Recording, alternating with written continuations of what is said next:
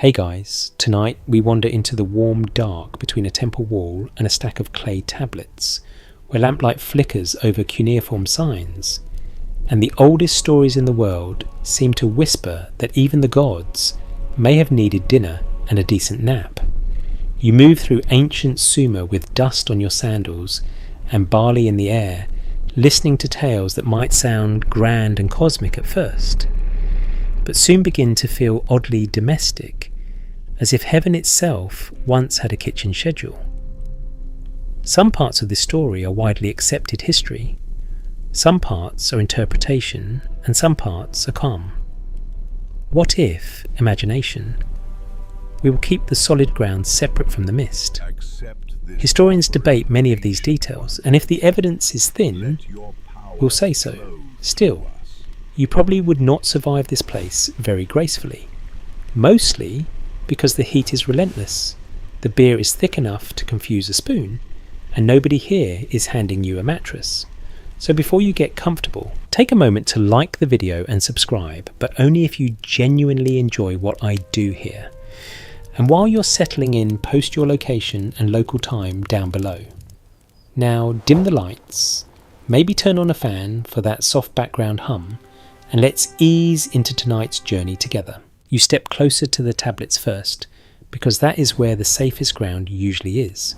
Most historians agree that ancient Mesopotamia, especially Sumer, and the later Akkadian tradition built around it left behind some of the earliest written myths humanity has ever found. These myths were copied and recopied over centuries, sometimes in Sumerian, sometimes in Akkadian, sometimes with small changes, like stories told around a fire, and then frozen into clay before they could drift too far. Archaeology suggests that these texts were not tidy theology manuals in the modern sense. They were hymns, myths, royal inscriptions, ritual compositions, laments, and literary experiments, all pressed into the same broad world of temple life and scribal learning. That matters, because when you read ancient stories expecting a clean statement like, "Here is exactly what the gods are," no questions asked, Mesopotamia gives you a polite shrug and hands you a basket of fragments. The evidence we do have points to a religious world that is rich, practical, poetic, and sometimes wonderfully inconsistent. Gods command storms, shape destinies, and shine with terrifying authority, yet they also feast, sleep speak in councils, grow angry, change their minds, and in some stories seem almost alarmingly close to human routines. That is not proof of anything exotic by itself.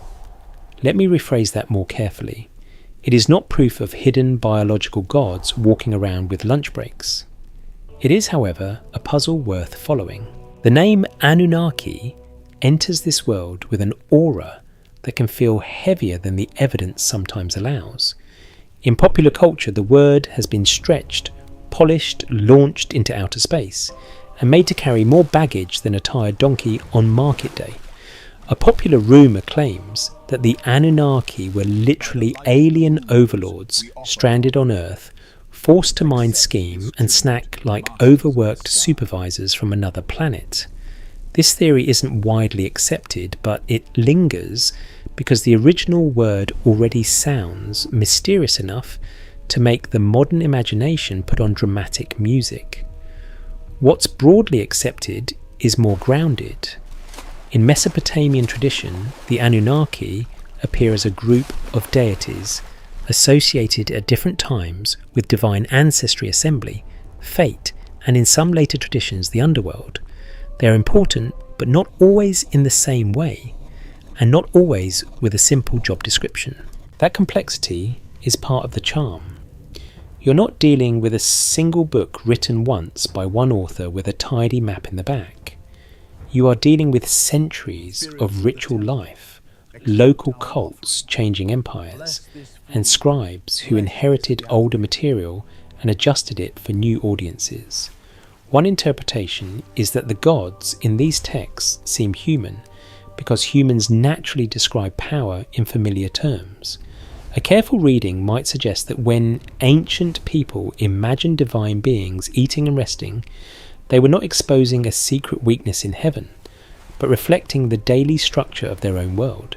In a city where grain had to be stored, bread had to be baked, canals had to be maintained, and even kings relied on servants, maybe it made sense to imagine the sacred realm as a magnified household with divine needs. And what if the story is pointing at something else? What if these apparently small details, the meal, the bed, the pause, the offering, are not throwaway decoration at all? What if the mystery is not in what we know, but in what we can't confirm? You sit with that for a moment as incense drifts through a temple corridor and the evening air begins to cool. Some parts are documented, some are interpretation, and some are gentle imagination. We are not proving anything tonight, we're following clues. Most historians agree that Mesopotamian religion was deeply tied to temples, and temples were not abstract places. They were economic centres, storage hubs, ritual sites, and political symbols. A temple was where grain moved, where offerings were counted, where priests and workers performed daily acts of care for the divine presence. Archaeology suggests that gods were not treated as distant ideas alone. Their statues were clothed, washed, perfumed, and offered food and drink. That does not necessarily mean the people of Sumer thought a stone statue literally chewed barley bread in the dark when no one was looking. A more cautious explanation could be that the statue served as the visible focal point of a living divine presence, and that feeding it helped maintain order between city and cosmos. Still, you can feel why later readers raise an eyebrow. If the gods are receiving meals, if they are being put to bed in sacred chambers, if their comfort matters to the stability of the world, then they begin to sound less like untouchable abstractions and more like rulers with routines. Historians still argue whether those routines were understood as purely symbolic, partly literal within ritual logic, or simply poetic ways of speaking about divine human reciprocity. There is no full consensus because the texts do not always pause to explain themselves to a future audience with electric lights and questionable sleep schedules. And that is where the first section of the mystery settles into place. The question is not really whether Mesopotamian people were naive enough to think the universe ran on snack breaks. That would be too easy and frankly a little rude to one of the most sophisticated early civilizations on Earth. The deeper question is why these stories and rituals so often give divine beings habits that look familiar. Why imagine heavenly powers in ways that seem bound to appetite, labour and rest? Why preserve myths where gods complain, deliberate, and seem burdened by the management of creation itself? One documented anchor is simple and solid. Ancient Mesopotamians wrote down myths in which gods act in ways that resemble powerful persons rather than abstract cosmic principles. One interpretation is that this reflects a social world built on hierarchy, labour and provision, where even the highest authority depended on an ordered household. And in the softer cinematic edge of the night, what if the oldest scribes were preserving a memory not of aliens or fallen supermen exactly, but of a much stranger intuition that power, even sacred power, was imagined as something that could become tired. You keep walking under the shadow of the ziggurat with the smell of oil lamps and baked clay around you, and the question follows like soft footsteps. Not whether the gods were secretly human, not yet, and not in any simple sense, just whether the stories wanted their listeners to notice that divine greatness in Mesopotamia did not always mean divine distance. Sometimes it may have meant the opposite. Sometimes the gods come close enough to need a room, a ritual, a meal, and perhaps by the hush of evening a little rest. You linger near that same temple threshold where the baked brick still gives off the day's stored warmth, and the air carries a mixture of barley mash, lamp oil, and something sweet from a tray left at the shrine. The closer you move into the practical rhythm of Mesopotamian worship, the less the divine world looks like a distant cloud palace, and the more it resembles an estate that must be kept running on schedule. Most historians agree that temples in ancient Sumer and later Mesopotamia, were not only religious buildings but major economic institutions with storehouses, workshops, kitchens, fields, herds, administrators and labourers tied to their upkeep.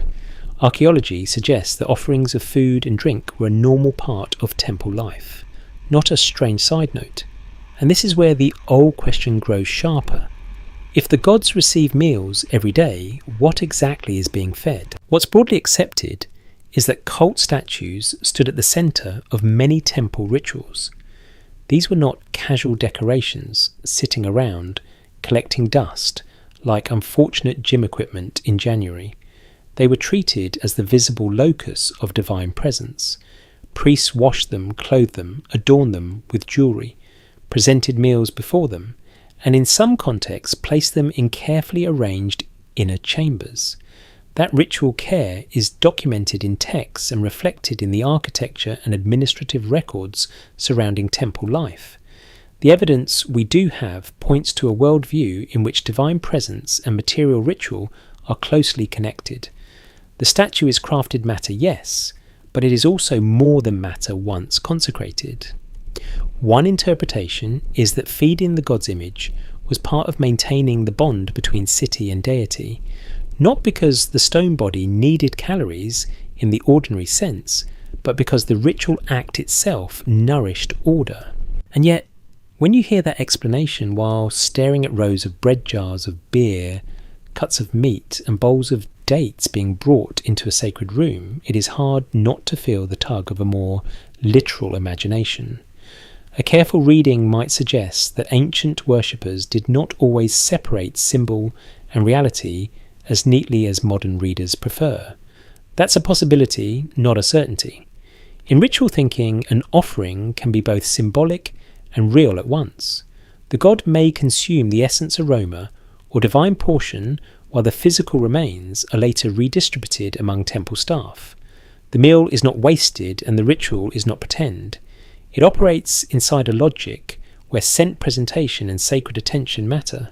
If you are tempted to ask whether the gods were basically surviving on perfume and vibes, that is understandable, though perhaps not the most respectful way to phrase it inside a shrine. Still, the daily regularity is striking. Meals are prepared at appointed times, vessels are cleaned, tables are arranged, incense rises, doors open and close with ceremony. This is not spontaneous spirituality, it is scheduled hospitality. Most historians agree that this routine reflects the central role of reciprocity in Mesopotamian religion. Humans serve the gods through offerings, songs, maintenance and devotion. In return, the gods protect the city, preserve fertility and hold chaos at bay. A more cautious explanation could be that divine hunger in these systems is really a way of speaking about dependence within that covenant. The gods do not need nutrition in a biological sense, rather the relationship itself must be fed. But historians still argue whether the language of divine feeding was understood by ancient people as purely ceremonial or as a more immediate reality within the sacred frame. Some scholars lean towards symbolism, especially because many cultures speak of gods eating offerings without implying literal digestion.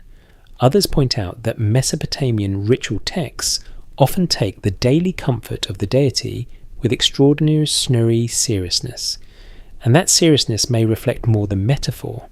There's no full consensus, and the ambiguity is part of what keeps these tablets alive in the imagination.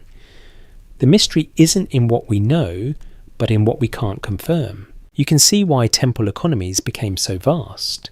If a city's well-being depends on keeping divine households supplied, then religion is not a weekend hobby. It is infrastructure. Grain must be harvested, beer must be brewed, animals must be raised, bakers, brewers, shepherds, administrators and scribes all become tiny cogs in a machine designed, at least in part, to ensure that heaven never misses lunch. Archaeology suggests that temples owned land-managed workers and received goods through systems that were both sacred and bureaucratic. This is one of those moments when the ancient world feels hilariously familiar. Somewhere behind the incense and hymns, someone is still doing inventory. And that practical structure may help explain why stories of gods with human-like needs felt so natural. If your city's most sacred institution is organised like a palace household, complete with kitchens, storerooms, sleeping chambers and attendants, then your image of the divine may naturally follow the same shape. One interpretation is that Mesopotamian religion projected the political world upward. Gods rule like kings. They dwell in houses. They receive tribute. They issue commands. They rest in private chambers. They require service. That does not reduce belief to politics, but it does suggest that the human experience of hierarchy gave form to the sacred imagination. A fringe idea proposes that these patterns preserve a memory of beings who are not fully transcendent at all, but rather powerful entities bound to physical routines, eventually mythologized into gods. This theory isn't widely accepted, but you can understand its appeal. When later readers encounter divine meal schedules and resting places, they sometimes feel as though they are peeking behind the curtain at rulers who are grand, yes, but not endless or self-sustaining. If we treat it as a possibility rather than a conclusion, the idea becomes less a declaration and more a mood. What if the temple meal is not just theatre? What if it echoes a much older intuition that the highest beings were once imagined as vulnerable to lack? Let me rephrase that more carefully. We do not need to assume literal vulnerable super beings in order to see that Mesopotamian religion often pictured divine life in concrete terms. That solid ground is enough to stand on. The temple meal tells you that sacred power was expected to be hosted, attended and refreshed. Whether that means literal dependence, ritual dependence or symbolic reciprocity is debated, but the pattern itself is clear. These were not absent gods who drifted beyond human reach. They were present powers who had to be welcomed properly, fed properly, honoured properly, and perhaps soothed properly. As night deepens around the temple, the whole place begins to feel less like a monument and more like a residence. Footsteps soften. A last tray is lifted. A priest murmurs through a learned formula older than many kingdoms. Oil light trembles against the wall. The god has been served. The city for one more evening has done its part. And in that quiet, another clue settles beside the first. If divine meals are woven into the centre of urban life, then stories of tired eating, resting gods are not random oddities. They are part of the same architecture of dependence that shaped the temple itself. One documented anchor is the enormous economic role of Mesopotamian temples and their ritual feeding of divine statues. One interpretation is that these acts expressed a sacred relationship that had to be maintained like a household. And in the dim cinematic space just behind certainty, what if every offering tray was carrying an unsettling implication that even the beings above humanity could not remain comfortably themselves without being served? You move outward from the temple kitchens and into the older stranger layer beneath the ritual, where myth begins to explain why the whole machine of service exists in the first place. The trays of bread and beer make more sense once you hear the deeper complaint buried in Mesopotamian tradition, a complaint that sounds less like thunder from heaven and more like a labour strike in a swamp. Most historians agree that in the Atrahasis tradition and related Mesopotamian material, the creation of humanity is tied to divine work, burden, and unrest. Before human beings are shaped for service, the gods themselves are pictured as carrying out exhausting tasks. Archaeology suggests these stories emerge from a culture intensely aware of irrigation labour, agricultural management, and social hierarchy. And one interpretation is that the myth turns ordinary toil into a cosmic backstory. What if the first great religious idea here is not abstract perfection, but divine overwork? That sounds almost funny at first, and perhaps a little comforting if you have ever stared at your own to-do list like it was a punishment from the heavens. But in Mesopotamia, labour is not a small matter. You are standing in a land where canals must be dug and cleared, embankments repaired, fields organised mud brick, formed grain stored, and herds managed with relentless regularity. What's broadly accepted is that southern Mesopotamian life depended on coordinated work against a difficult environment. Rivers brought fertility, yes, but also instability. Water had to be directed, watched, and negotiated with. A city did not simply happen. It had to be maintained every day, or the mud, reeds, heat, and flooding would remind everyone who was really in charge. So when certain myths describe lower-ranking gods doing the heavy labour of the world before humans exist, the image lands with real force. The evidence we do have points to a mythic structure in which divine beings, often framed as lesser or worker gods in relation to higher divine authorities, become weary of their toil. They dig canals, they maintain the earth, they carry the burden of order. Eventually they rebel, or at least protest loudly enough that the divine council must respond. One interpretation is that this reflects human social realities projected upward. In a society where labour supports elites, the cosmos itself is imagined as having once run on the backs of workers until a new labour force is invented. That is a possibility, not a certainty, but it is a very strong one. And here the gods stop looking like untouchable glowing abstractions and start resembling a palace administration under pressure. They argue, they grumble, they reach a breaking point. It is possible that the myth is not trying to diminish the gods, but to make sense of how an ordered world is sustained. If even heaven depends on work, then labour is not a punishment invented later by kings and tax collectors. It is built into creation itself. That is either profound or extremely discouraging, depending on your feelings about deadlines. A careful reading might suggest something else as well. The gods in these stories are not merely choosing to act human for poetic flair. Their very situation is structured around fatigue and need. They are burdened beings inside a functioning universe. They can command, yes, but they also seem to be constrained by the sheer demands of maintenance. This raises the possibility that ancient storytellers imagined divine power as real, but not unlimited in the way later philosophical religions sometimes describe it. Let me rephrase that more carefully. Mesopotamian gods are immensely powerful within their world, but many texts do not present them as beings beyond all limitation. They operate, rule quarrel, decide and suffer strain.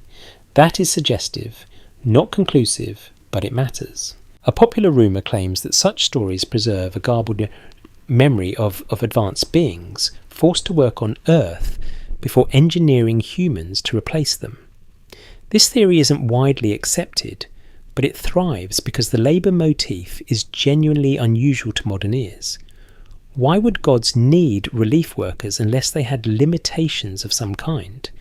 A more cautious explanation could be that the myth dramatises the origin of human purpose in terms ancient audiences would immediately understand. Humanity exists to serve because service already structured the world they knew. Kings were served, temples were served, households were served, canals were served if you want to be poetic about it. So the gods too receive service. Still, historians still argue whether the labouring gods of these myths should be read mainly as literary devices, social allegory, or reflections of a more direct theological imagination in which divine beings truly occupied a world of effort and replenishment. Scholars continue to debate the balance. Some emphasise political ideology, others focus on ritual background, others note that myth often preserves emotional truths without requiring literal interpretation.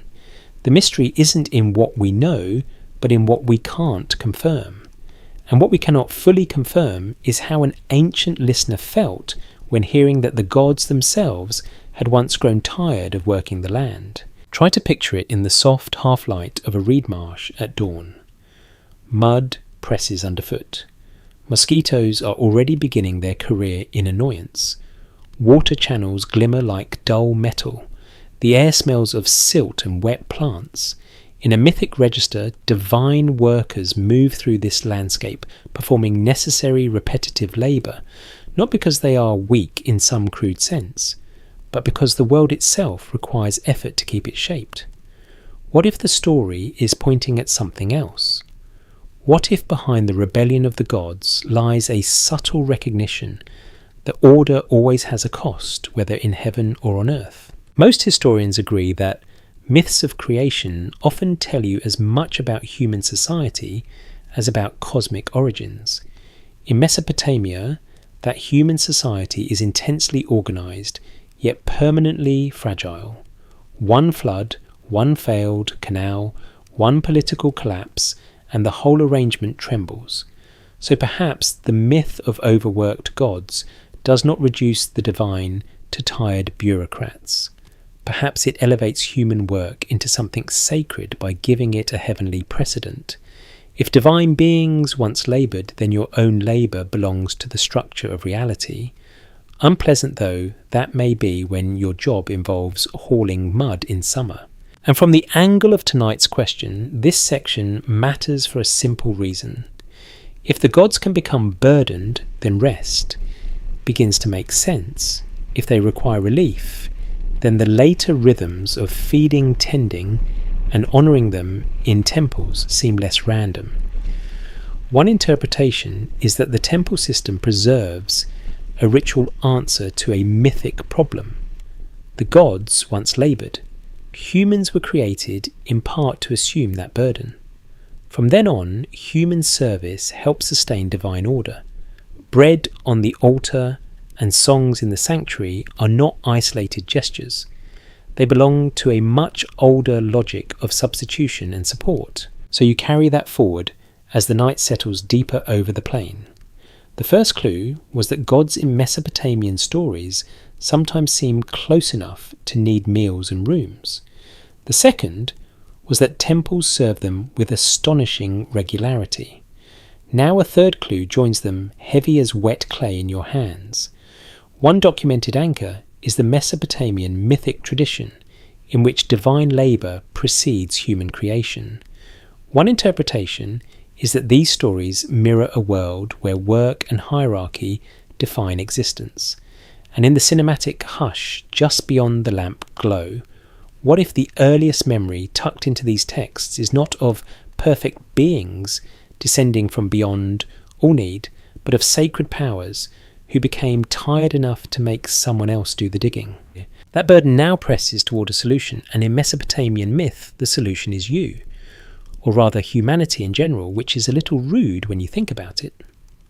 You are not introduced as the crown of creation in the soft, flattering way some later traditions prefer. You arrive as an answer to a workload problem. Most historians agree that in the Atrahasis epic and related Mesopotamian traditions, human beings are created after divine unrest, with the practical purpose of taking over labour that had previously fallen to lesser gods. What's broadly accepted is that this is one of the clearest and most striking creation motifs in the ancient Near East. Archaeology suggests these stories grew within societies, built on organised work, temple obligation, and layered hierarchy. And one interpretation is that the creation of humanity reflects those realities with almost unsettling honesty. What if the breath placed into human life begins not in pure celebration, but in a tired emergency meeting among the gods? The story in its broad outline is famous for good reason. Divine workers become exhausted. Complaint rises. A higher divine council responds. Then through a dramatic act involving divine substance and earthly matter, humans are fashioned to bear the toil. The evidence we do have points to a mythic model where creation is not random and not purely artistic. It is functional. Human life is designed to serve. That does not mean Mesopotamian people believed human existence was worthless. Let me rephrase that more carefully. It means the myth gives humanity a purpose rooted in service labour and ritual maintenance, rather than independent self-glorification. In that world, usefulness and sacred duty are not opposites, they are woven together. One interpretation is that this myth transforms social hierarchy into cosmic memory. In an ancient city, labour supports temple and palace. Food moves upward, orders move downward. Ritual binds everything together. So the story of human creation folds those same patterns into the structure of existence itself. If people serve gods, it is because people were made to do so. A more cautious explanation could be that the myth provides ideological reassurance for a demanding civilization. Work is not arbitrary. It belongs to the original shape of things. You may not love that answer if you are ankle deep in Canal mud at sunrise, but it does offer a kind of grim elegance. And yet the story is not purely mechanical. There is something more intimate and strange in the way humans are fashioned. Most historians agree that Mesopotamian creation myths often involve a mixture of clay and divine essence, especially in the Atrahasis tradition, where a slain god's substance becomes part of humanity's making. The details vary across texts and retellings, but the larger pattern is clear enough. Human beings are not merely moulded from earth like simple pottery. They are shaped from earth, infused with something that links them to the divine sphere. That is documented in the broad mythic tradition, though the meaning of it is debated. Historians still argue whether this divine ingredient should be understood mainly as a poetic explanation for human consciousness, a theological statement about service and kinship, or a ritual literary device meant to dramatize the sacred seriousness of labour. Scholars continue to debate how literally such elements were taken, and there is no full consensus. Some parts are documented, some are interpretation, and some are gentle imagination. If the evidence is thin, we'll say so, but even with caution the image lingers. Humanity is created from a union of mud and divinity earth, and burden, dust and command. That raises the possibility that service to the gods was never imagined as purely external. It could also be inward, woven into the very material of being human. This is where later readers sometimes slide toward dramatic conclusions. A fringe idea proposes that the story encodes a memory of engineered workers made from earthly biology and higher intelligence, eventually remembered as human beings. This theory isn't widely accepted, and the mainstream evidence does not require it. Still, if we treat it as a possibility rather than a conclusion, it helps reveal why the myth remains so gripping. The tale already contains the ingredients of modern fascination: powerful beings, crisis, design, hybrid substance, and a practical motive for creation. You do not need aliens for the story to feel uncanny. Ancient Mesopotamia handled uncanny just fine on its own. A careful reading might suggest that the deeper tension in the story is not about science fiction style origins at all. It may be about the discomforting closeness between gods and humans. If humanity carries divine substance yet is made for labour, then the line between ruler and servant becomes oddly intimate. You are not simply below the gods. You are made from their world for their world, and perhaps with some trace of their conflict inside you. There is a gentle irony there.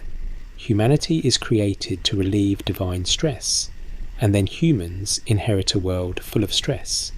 Congratulations, you are now cosmic customer support. Most historians agree that ancient myths often express difficult truths about society through dramatic origin stories.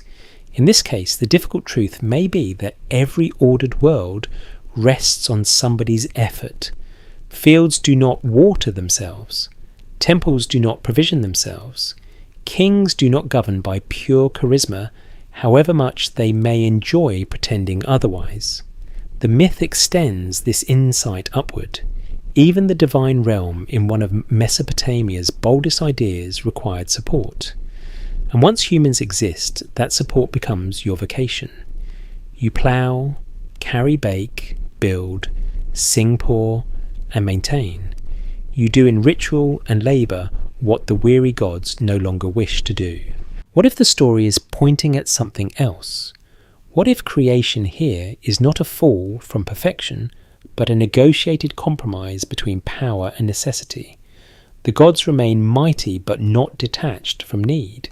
Humans remain subordinate but not disconnected from the sacred.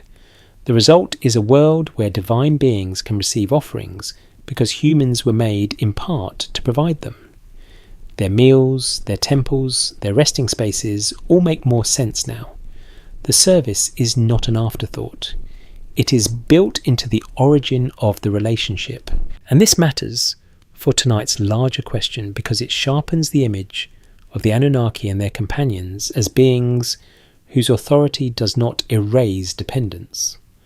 One documented anchor is the Atrahasis tradition linking human creation to divine unrest and labour relief.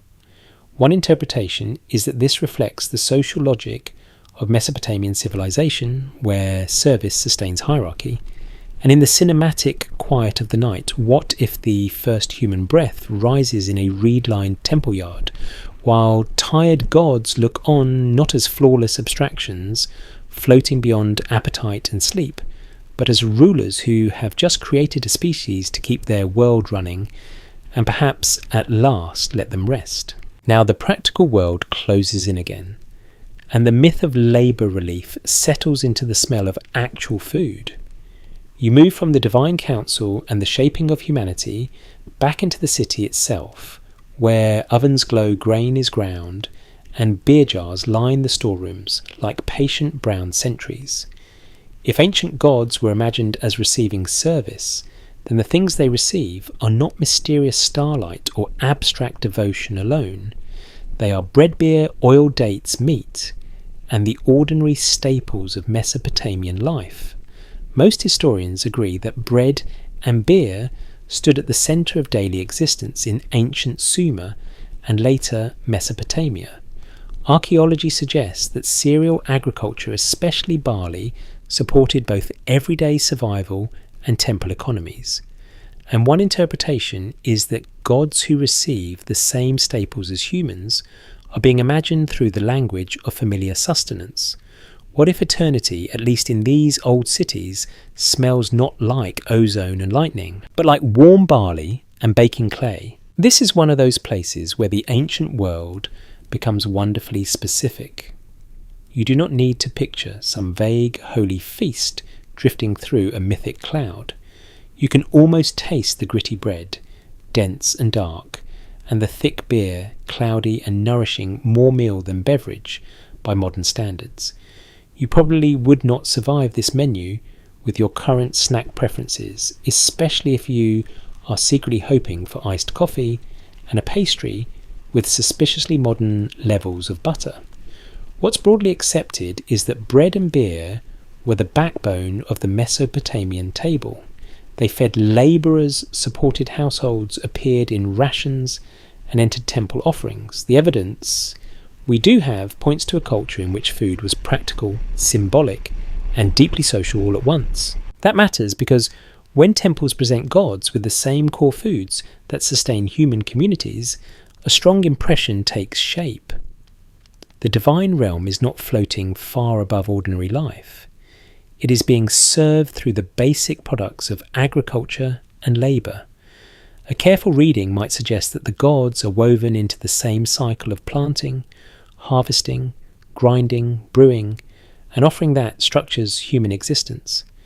That's a possibility, not a certainty, but it is difficult to miss the intimacy of the pattern. The city feeds the temple feeds the god in turn is expected to preserve the city. Round and round it goes like a cosmic arrangement held together by barley and good manners. Most historians agree that offerings were not random luxury treats, but part of a regularised system of worship. Bread, beer, and other provisions were scheduled, measured, prepared, and presented in ways that reflected both devotion and administration. Archaeology suggests that temples function through detailed economic management, which means divine feeding was not just poetry, it was built into real institutional life. One interpretation is that this routine turned agricultural abundance into visible order. If the god's table is full, the city is functioning. If the city is functioning, the canals, fields, storehouses and social hierarchy are all doing their jobs. In that sense, a loaf on an altar may carry more political weight than a king's speech, though admittedly with fewer dramatic hand gestures. And here the old question deepens again. If gods receive bread and beer, are we meant to imagine them as truly hungry? A more cautious explanation could be that these foods operate as tokens of dependence and relationship rather than biological necessity. Yet the persistent concreteness of the offerings remains striking. They are not simply ideas. They are prepared things, things that take time and effort, things that come from labour. This raises the possibility that divine appetite in Mesopotamian religion was understood less as metabolism and more as rightful provision. The god deserves to be fed because the god is the lord of the house, the city, the land. Feeding is a recognition of status, but also perhaps a recognition of need within the ritual frame. Historians still argue whether these practices reflect symbolic communication alone, or whether ancient worshippers experienced them as meeting a real requirement of divine presence. There's no full consensus. Some scholars stress the ceremonial aspect, noting that many religious traditions offer food to gods without implying literal dining. Others point out that Mesopotamian texts and rituals often speak of divine pleasure, anger, absence, or favour in ways that make neglect of offerings sound genuinely dangerous. The mystery isn't in what we know, but in what we can't confirm. Did the food nourish the god, represent the city's loyalty, or do both at once inside a world where symbol and reality were not neatly separated? If the evidence is thin, we'll say so. Here the evidence is rich enough to show the practice clearly, but not rich enough to flatten all ambiguity.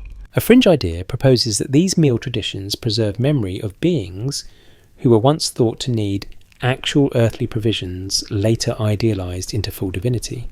This theory isn't widely accepted, but it survives because food is hard to spiritualize completely.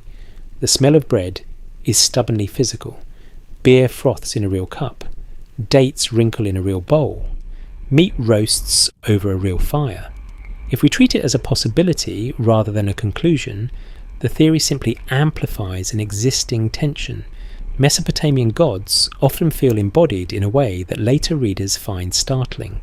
Let me rephrase that more carefully.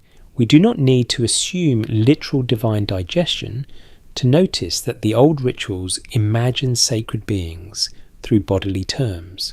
Gods are washed, dressed, perfumed, seated, fed, and housed. That cluster of actions suggests not abstract perfection, floating beyond all matter, but a modelled presence brought near through human care. One interpretation is that the temple creates a meeting point where heaven borrows the grammar of the human household. Meals become the language of proximity. And perhaps that is why bread and beer matter so much in the night atmosphere of these stories. They are ordinary enough to feel intimate and ancient enough to feel sacred. They carry the labour of farmers, millers, bakers, brewers, porters and priests. They are what the city can spare and what the city cannot afford to neglect. The god's meal is the city's self-offering in edible form. What if the story is pointing at something else? What if divine need here is really about the vulnerability of order itself? As long as the bread arrives, the lamps are lit and the beer is poured, the bond holds. Stop the routine and everything begins to tremble. So the motif grows clearer as you walk deeper into the old Mesopotamian evening. One documented anchor is the central role of bread and beer in both daily life and temple offerings. One interpretation is that gods receiving the same staples as humans reflects a sacred relationship framed through familiar household provision. And in the cinematic warmth of firelight against mud brick walls, What if the real shock is not that the gods had meals, but that ancient people imagined cosmic power sitting close enough to the human table that the smell of fresh barley could reach it? The bread has been set down, the beer poured, the incense lifted in slow blue threads, and now the temple grows quieter in a different way. Not empty, not abandoned, but hushed as if the building itself is preparing to breathe more slowly. You follow that change inward past the public courtyards and storerooms, beyond the areas of bustle, and offering toward the intimate spaces at the heart of the sacred complex. Most historians agree that major Mesopotamian temples were structured around inner rooms associated with the god's presence, and that these spaces were treated with extraordinary care and restriction. Archaeology suggests that temple architecture was designed not only for grand ritual display, but also for privacy, enclosure, and controlled access. And one interpretation is that these inner chambers expressed something very close to divine domesticity. What if behind the gold incense and official ceremony there waited not only a throne room, but a sleeping room? This is where the modern mind sometimes gets a little fidgety. A god with a chamber is one thing. A god with a bed starts to sound almost embarrassingly personal. But the evidence we do have points to a temple culture in which sacred presence was housed, attended, and richly managed in ways that resemble elite household life. What's broadly accepted is that Mesopotamian temples often included a cellar, the central sanctuary, where the divine statue resided, and additional rooms connected to ritual use, storage, and the ongoing care of the god's estate. In some contexts, the arrangement of sacred space suggests rhythms of presentation and withdrawal, access, and seclusion, as if the deity's presence required not constant public exposure, but intervals of privacy. One interpretation is that this spatial arrangement mirrors palace life. Kings did not live permanently on display in the courtyard. They had inner quarters, guarded thresholds, restricted rooms, private chambers, where authority withdrew from the crowd and became invisible for a while. A careful reading might suggest that temples gave the gods the same pattern of high-status living. The divine could appear, receive and command, but also retreat. That retreat may have symbolized transcendence, yes, but a more cautious explanation could be that it also signaled rest. The god had been served. The god had been clothed and fed. The god now occupied the still centre of the house. If that sounds suspiciously like bedtime for heaven, you are not the first to notice. Mesopotamian ritual did not always separate majesty from comfort. The god's image could be treated in ways that suggest bodily care, washed, perfumed, dressed, enthroned, shaded, and placed within a secure, sacred environment. Most historians agree that cult statues were approached as living divine presences within ritual logic, not merely symbolic art objects. That does not mean ancient Mesopotamians thought the statue itself snored on a cedar pillow, while priests tiptoed out with candles. Let me rephrase that more carefully. It means the divine presence was hosted through forms of care that make very little sense unless intimacy matters. And intimacy absolutely matters here. Archaeology suggests that temples were not just sites of public sacrifice, but houses of the gods. A phrase that is easy to glide past until you stop and take it seriously. A house requires maintenance. A house has routines. A house contains both ceremonial space and private space. One interpretation is that the temple's architecture encodes a theology of divine nearness. The god is not simply everywhere in an abstract sense. The god dwells here, in this place, within this arrangement of walls, courts, doors, rooms, and thresholds. If divine presence is localized and housed, then rest begins to feel less like a poetic flourish, and more like part of the expected order. Historians still argue whether the secluded inner rooms of Mesopotamian temples were understood by worshippers primarily as symbolic space, practical ritual space, or something closer to literal divine habitation. scholars continue to debate how ordinary temple visitors would have imagined the god's life inside those protected chambers. There's no full consensus because temples speak through architecture and ritual practice more than through neat explanatory labels. The mystery isn't in what we know, but in what we can't confirm. Did people imagine the deity resting in a way that was concretely real to them, or was the chamber more like a ritual grammar for sacred withdrawal? That's a possibility, not a certainty. There is also the intriguing question of night itself. In a city lit by oil lamps and moonlight, nighttime changes everything. Public business slows, work recedes, sound softens. The temple, like the household, shifts from display to enclosure. What if the story is pointing at something else? What if the god's chamber is not only about privacy, but about rhythm? Day and night matter in Mesopotamia. Feasts have their times. Offerings have their times. Duties have their times. Why would sacred presence be exempt from rhythm when the whole civilization around it is built on cycles of labour and pause? A fringe idea proposes that these inner rooms preserve a memory of beings thought to require actual sleep or protected recovery, later elevated into mythic divinity. This theory isn't widely accepted, but it echoes the same tension we have been following all night. The old rituals often treat the divine in ways that feel startlingly embodied. If we treat it as a possibility rather than a conclusion, the theory simply pushes the imagery to its furthest edge. What if the chamber was not merely symbolic seclusion, but part of an ancient intuition that power itself needed withdrawal? The mainstream view is gentler and honestly strong enough on its own. Most historians agree that sacred kingship and temple religion in Mesopotamia used the language of household court and estate to structure the divine world. Gods had houses because houses were how authority was organised. Gods had attendants because attendants were how authority functioned.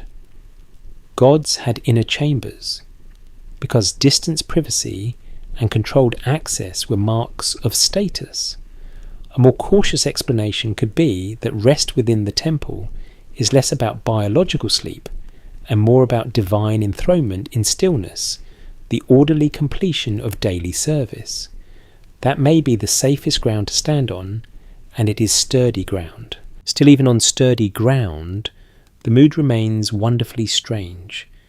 You can almost picture the last attendants withdrawing sandals, whispering over worn floors while the inner chamber settles into darkness, scented with oil and cedar.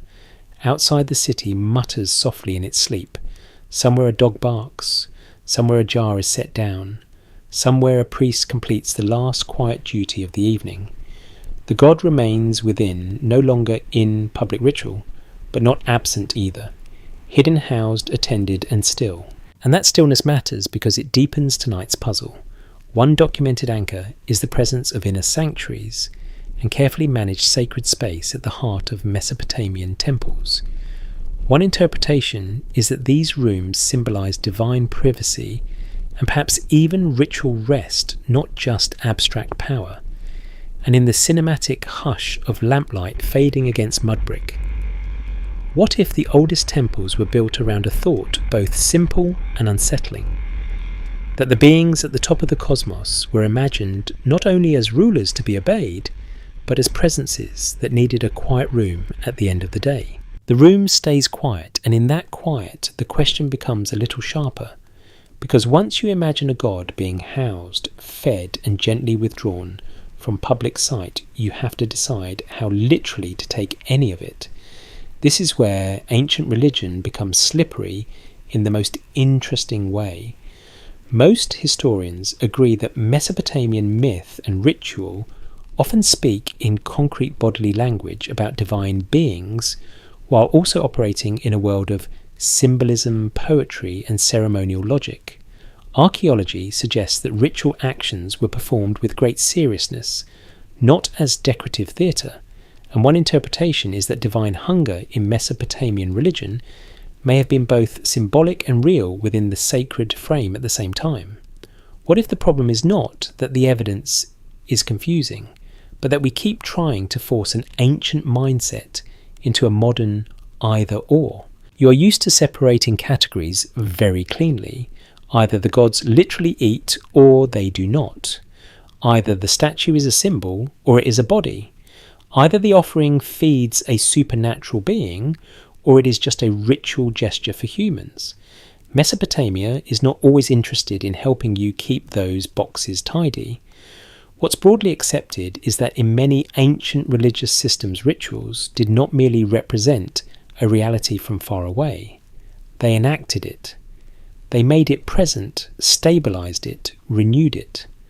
The evidence we do have points to a temple world in which feeding the god was not understood as empty performance. Something important happened when the meal was set down. The incense rose. The words were spoken, and the inner chamber received its appointed care. One interpretation is that divine eating may have been understood as the consumption of essence rather than matter. The god receives the aroma, the sacred portion, the life of the offering, while the visible food remains available for human handling afterward. A more cautious explanation could be that this is less about digestive biology and more about ritual exchange. The meal belongs to the god first because the god is the source of order and blessing. Once it has been offered, it becomes part of the temple economy again. That is a possibility, not a certainty, but it helps explain why the practice could be both deeply serious and materially practical. No one is pretending the bread vanished. The point is that the bread has passed through the divine household. Still, the bodily language refuses to disappear. Gods are pleased by proper offerings. They may be angered by neglect. They are said to enjoy pleasing scents. They are served at regular times. These details do not prove literal divine metabolism, and we should not say more than the evidence allows. If the evidence is thin, we'll say so. But here, the evidence is not thin on the fact of ritual feeding. It is thin only on how ancient minds drew the boundary between symbol and embodied presence. Historians still argue whether Mesopotamian worshippers imagined divine hunger as metaphor ritual necessity or some ancient category that does not map neatly onto either modern term. That debate matters because it changes how you picture the Anunnaki and related divine figures. If hunger is purely symbolic, then the gods remain fundamentally unlike humans, merely using household language to structure divine human relations. If hunger is within ritual logic, something like a real need, then the gods become more dependent, more relational, perhaps more vulnerable than later theological systems might allow. There's no full consensus. Scholars continue to debate the point, because Mesopotamian religion leaves room for layered meaning. Some parts are documented, some are interpretation, and some are gentle imagination. We'll keep the solid ground separate from the mist. And there is another issue tucked inside this one. Most historians agree that fear of divine displeasure was a real part of Mesopotamian religion. Ritual neglect could be dangerous, not necessarily because people imagined a god collapsing from missed lunch, but because offerings and service helped maintain the bond between city and deity.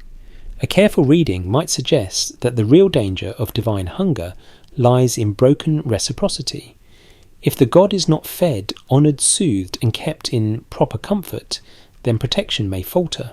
Crops may fail, enemies may threaten, illness may spread. A more cautious explanation could be that divine need and human duty are so tightly linked in the system that one stands in for the other.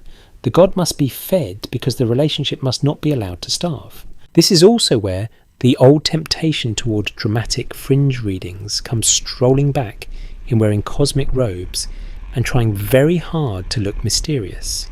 A fringe idea proposes that the repeated emphasis on feeding and resting the gods preserves memory of beings once thought to be physically present, rulers with ordinary biological constraints. This theory isn't widely accepted and the mainstream evidence does not require it. But if we treat it as a possibility rather than a conclusion, it highlights something real in the texts. Mesopotamian gods are often imagined through the vocabulary of presence, pleasure, comfort, and provision. They may not be biologically human, but they are not always portrayed as beyond every category of need either. Let me rephrase that more carefully. The safest conclusion is not that the gods literally depended on calories in a modern sense. The safest conclusion is that Mesopotamian religion presented divine power as something that had to be ritually maintained through bodily forms of service.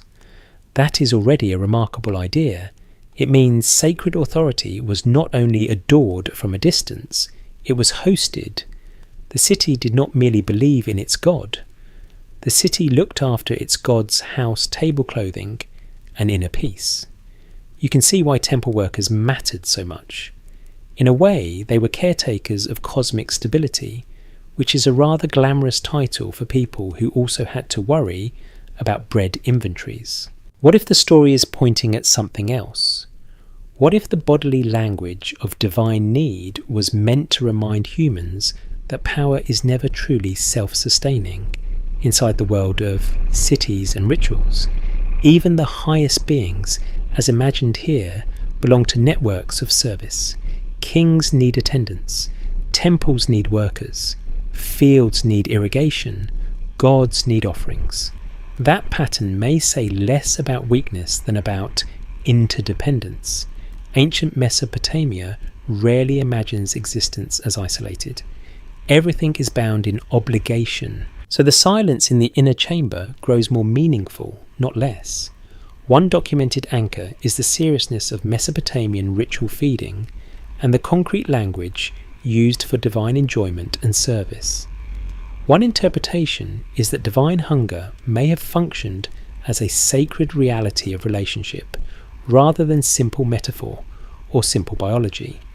And in the cinematic stillness of that lamp-lit room, what if the real mystery is not whether the gods ate literally, but whether ancient people understood the whole universe as a household, where even the beings above humanity had to be kept content if the night was to remain calm? From that hushed inner room, your attention shifts outward again. Not away from the god, but toward the people responsible for keeping everything from slipping into disorder. Because once divine presence is treated as something that must be hosted, soothed, fed, clothed, and ritually maintained, you immediately run into the figure standing between heaven and the storeroom, Ledger the king. Most historians agree that Mesopotamian rulers presented themselves not merely as military leaders or tax collectors, but as caretakers of temples and guarantors of proper relations with the gods. Archaeology suggests that royal inscriptions, building projects, and ritual patronage tied kingship closely to divine service, and one interpretation is that earthly government in Mesopotamia partly existed to keep the sacred household functioning. What if empire, at least in one ancient sense, begins as a very elaborate attempt to make sure the gods are comfortable on time? That sounds slightly less glamorous than the usual royal propaganda, which prefers eagles' conquest and dramatic jawlines carved into stone. But the evidence we do have points to a model of kingship rooted in maintenance as much as majesty. What's broadly accepted is that Mesopotamian kings built temples, restored shrines, endowed offerings, organised labour, and publicly emphasised their duty to honour and serve the gods. They did not usually claim to be gods in the same way Egyptian pharaohs could be framed. Instead, especially in Sumerian and Akkadian traditions, rulers often stood as chosen servants, representatives, stewards, or beloved agents of divine authority. One interpretation is that this role made the king the chief house manager of cosmic order, less a detached emperor floating above the system, more the senior administrator who absolutely cannot let the grain deliveries fail. And that role matters because it suggests divine need was not a marginal poetic detail. If kings devote enormous energy to temple provisioning and restoration, then feeding, housing and honouring the gods sits at the centre of public order. A more cautious explanation could be that temple service was politically useful because it displayed piety, legitimacy and generosity. Of course, that is true as well. Kings are rarely allergic to publicity. Still, the practical scale of royal engagement with sacred institutions suggests more than image management. Archaeology reveals repeated temple reconstructions, dedicatory inscriptions, and administrative systems designed to sustain cult activity across generations. The gods' table was not symbolic in the sense of being optional. It was part of the machinery of civilization. Historians still argue whether Mesopotamian kings understood themselves primarily as servants of divine will, managers of temple economies, or ritual performers enacting a necessary public theology.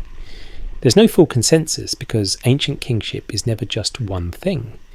It is theatre coercion, devotion, bureaucracy, diplomacy, and sacred symbolism all rolled together like a mud brick with delusions of grandeur. But the debate itself helps clarify tonight's puzzle.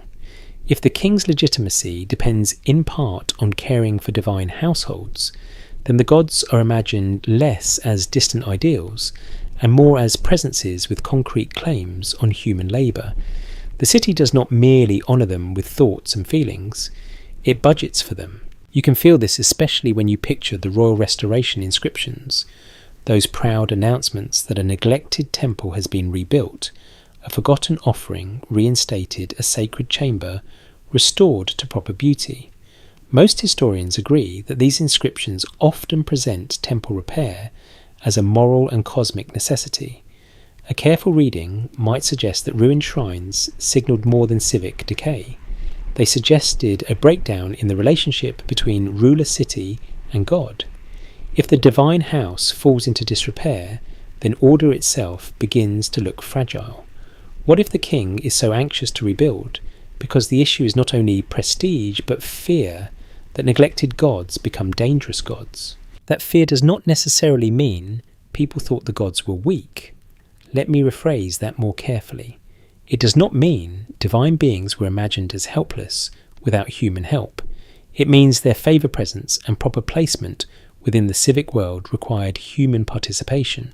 A more cautious explanation could be that temple care maintained the channels through which divine blessing flowed.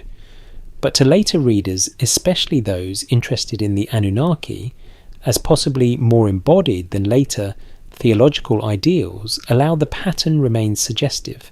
Kings serve the gods with food, building clothing, ritual attention, and regular maintenance. That raises the possibility that sacred order in Mesopotamia was imagined almost like a courtly ecosystem. Everyone has a role, everyone has obligations. Even heaven, in a sense, is institutional. A fringe idea proposes that this preservation of divine households by human rulers reflects memory of an older arrangement in which powerful beings required literal material support, and kings inherited the duty of managing those supports after the beings themselves became more remote. This theory isn't widely accepted, but you can see why it persists. The old texts do not speak like abstract philosophy. They speak like administration. The gods have houses. The houses need care. The king is judged on whether he performs that care.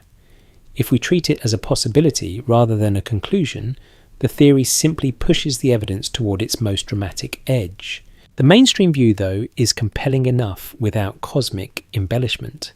Most historians agree that ancient Mesopotamian religion fused politics and ritual because both were concerned with order, hierarchy, and provision.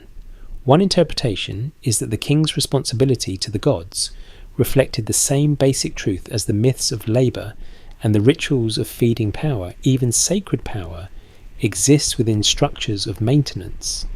The ruler maintains the temple maintains the bond with the god maintains the city's well-being. Break one link and anxiety spreads through the whole chain. What if the story is pointing at something else? What if kingship here is not merely a reflection of divine order, but an admission that divine order is fragile enough to need management? That is a daring thought, so we should handle it carefully. It may be too strong to say Mesopotamians believed their gods would simply fail without upkeep.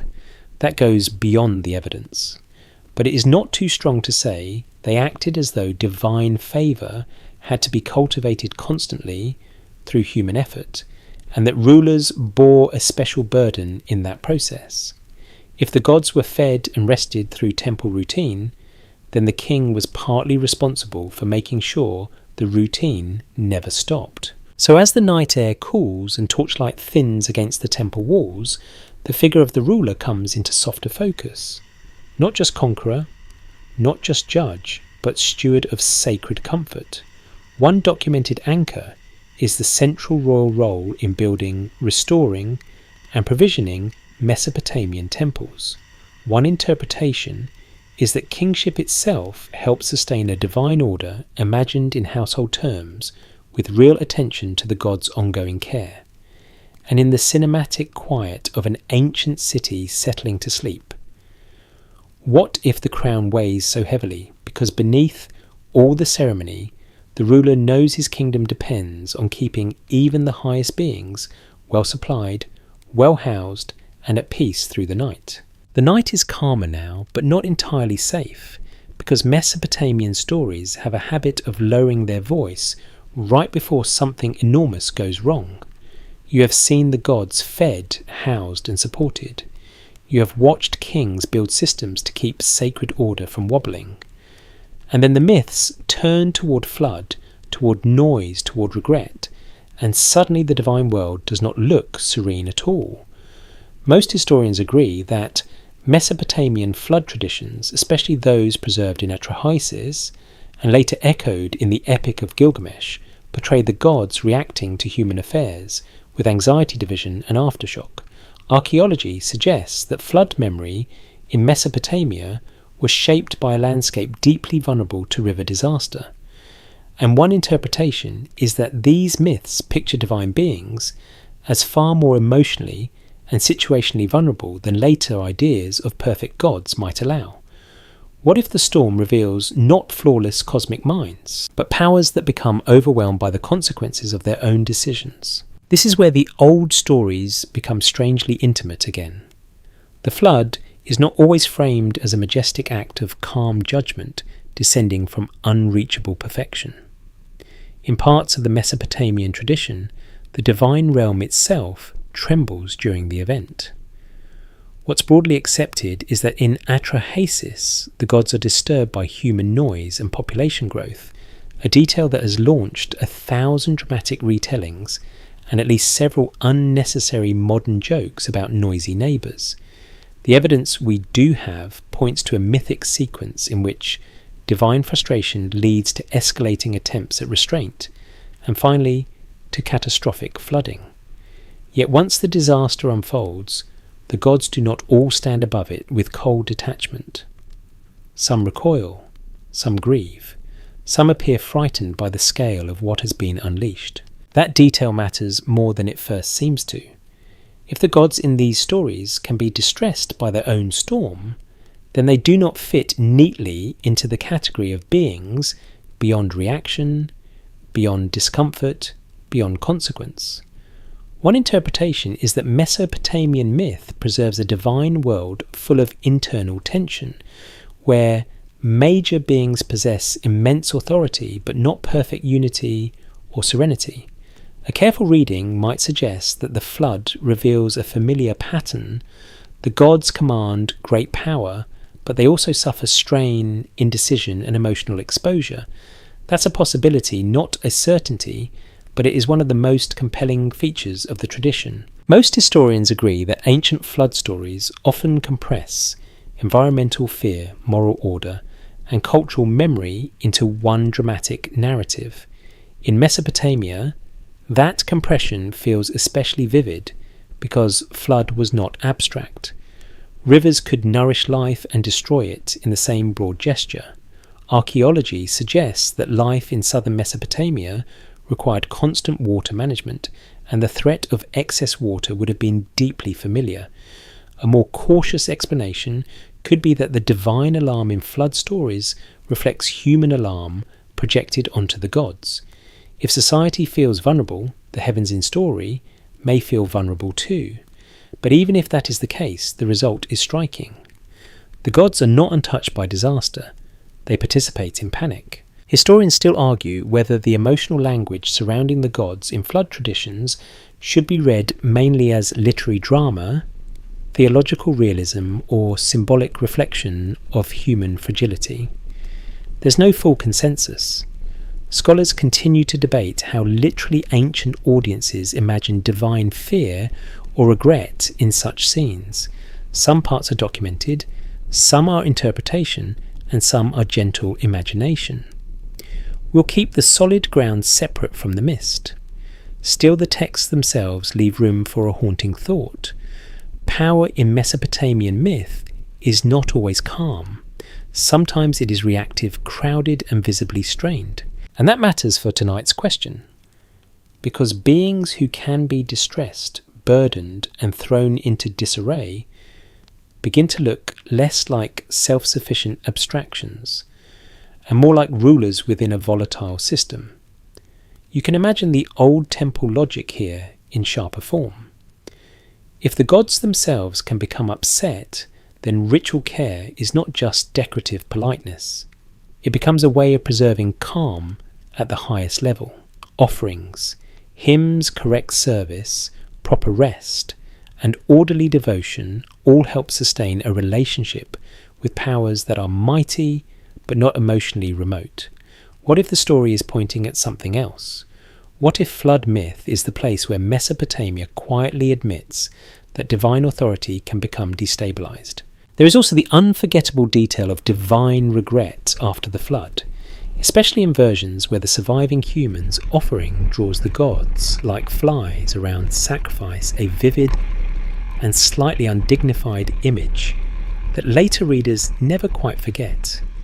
Most historians agree that this scene is central to the Mesopotamian flood tradition. The evidence we do have points to a moment when the gods, deprived of human offerings during the destruction, gather eagerly around the restored ritual meal. One interpretation is that this reflects the old logic of reciprocity in its starkest possible form. Without humans, the gods lose their service. Without service, something in the cosmic arrangement is missing.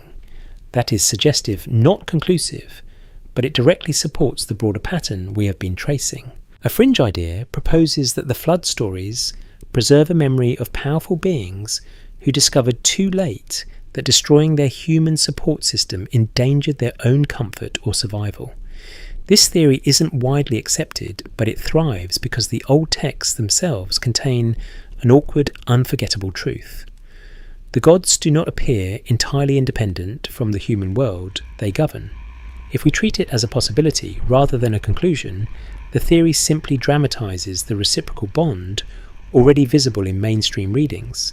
Humans need the gods, yes, but the stories sometimes imply that the gods also need humans, whether for offerings, order praise, or the maintenance of divine dignity. Let me rephrase that more carefully. The safest conclusion is not that Mesopotamian gods would literally starve without people. The safest conclusion is that the tradition repeatedly imagines divine-human relations as mutually structured. Humans serve, feed, and honour. Gods protect, rule, and bless. When that exchange collapses, the texts describe not serene divine independence, but tension and loss. The mystery isn't in what we know, but in what we can't confirm. How far did ancient listeners feel that dependence went? So you stand in the flood's aftermath with mud everywhere, the air washed raw, the sacrifice rising again into the sky, and the gods drawing near. One documented anchor is the Mesopotamian flood tradition, in which divine beings react with fear, regret, and renewed interest in offerings. One interpretation is that these scenes portray sacred power as startlingly vulnerable to disruption, not beyond it. And in the cinematic silence after the rain, what if the flood reveals the deepest crack in the old image of divinity? Not that the gods were weak exactly, but that they were imagined as beings who could not destroy the human world without also disturbing their own peace. When the floodwaters withdraw and the sacrificial smoke rises again, you are left with a world that feels more fragile than it did before. not only because cities can drown, though they certainly can, and not only because divine tempers can tip from irritation to catastrophe. With very little warning, though, that is not exactly soothing either. The deeper fragility lies in the fact that everything now seems to depend on continuous care, and nowhere is that clearer than in the sanctuary itself, where the life of the god must be maintained day after day, with a patience so steady it almost disappears into routine. Most historians agree that Mesopotamian temples required constant upkeep, both materially and ritually, and that sacred spaces were maintained through repeated acts of cleaning, provisioning, repair, and ceremonial attention. Archaeology suggests that temples were active institutions vulnerable to where neglect, political disruption, and environmental damage. And one interpretation is that the old rites of divine comfort took on special weight precisely because sacred presence was imagined as something that could not simply be left unattended.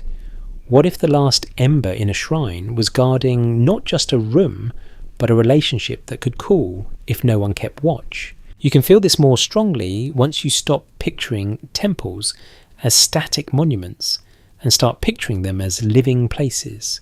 Mud brick cracks, plaster flakes, roofs leak, doors swell, offerings spoil, lamps go out, incense must be replenished. Priestly personnel need training, supplies, schedules, and support. What's broadly accepted is that temples in Mesopotamia were not timeless stone fantasies immune to the ordinary annoyances of maintenance. They were physical complexes embedded in real cities, and like all real complexes, they demanded labour.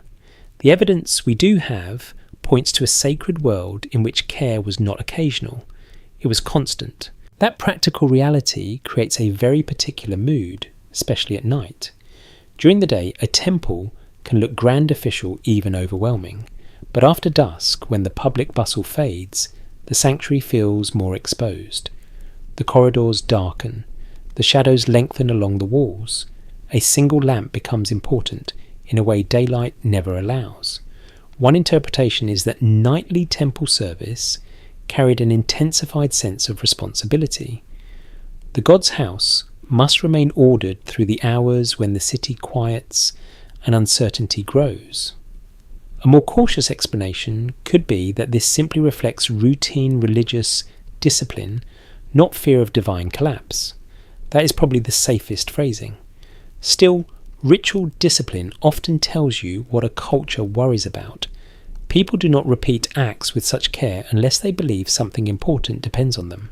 Historians still argue whether the constant maintenance of Mesopotamian sanctuaries primarily expressed reverence political control or a deeper anxiety about divine absence. There's no full consensus, and perhaps there never will be. Some scholars emphasize administration and institutional continuity. Others note the emotional and ritual texture of temple life, where daily care seems designed not merely to display power, but to preserve presence. The mystery isn't in what we know, but in what we can't confirm. Did worshippers fear that a neglected shrine would anger the god, disappoint the god, or somehow fail to hold the god at all?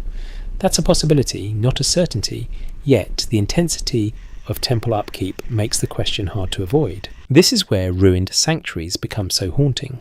Archaeology suggests that across Mesopotamian history, temples were rebuilt, restored, abandoned, repurposed, and mourned as political fortunes changed. A broken shrine was never just broken architecture. It signalled interrupted service, a torn link in the chain between city and divine favour.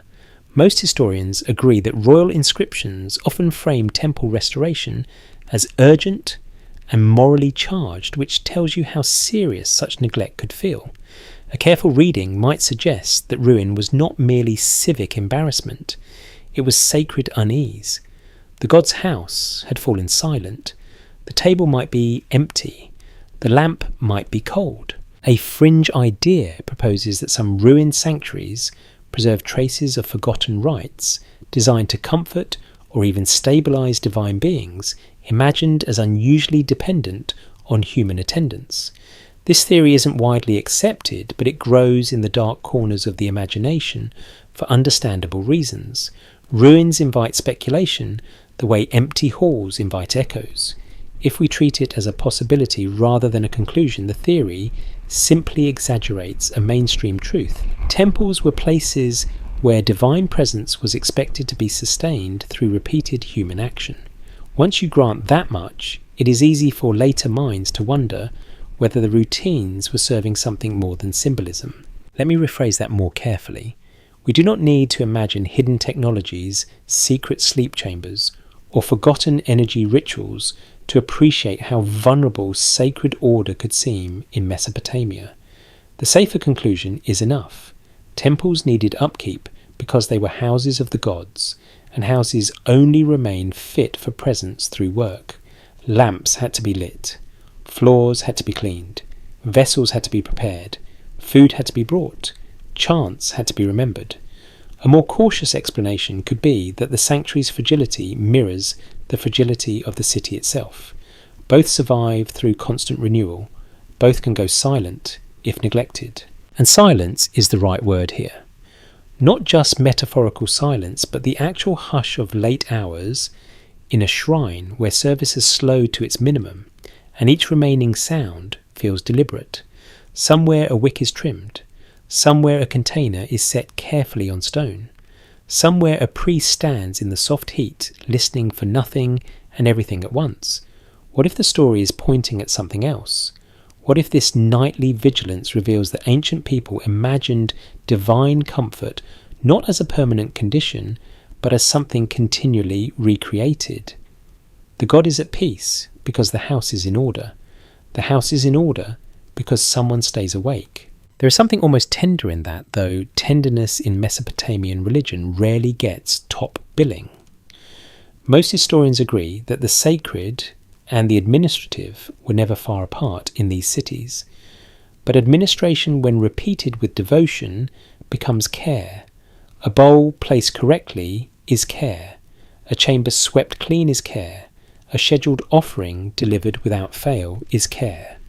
One interpretation is that temple maintenance formed a kind of quiet theology, a statement made not in abstract doctrine, but in repeated acts. The divine world remains near only if it is properly attended. So you move through the night's watch of the sanctuary with a softer step, now aware that the old stories about eating and resting gods do not float free from architecture or labour.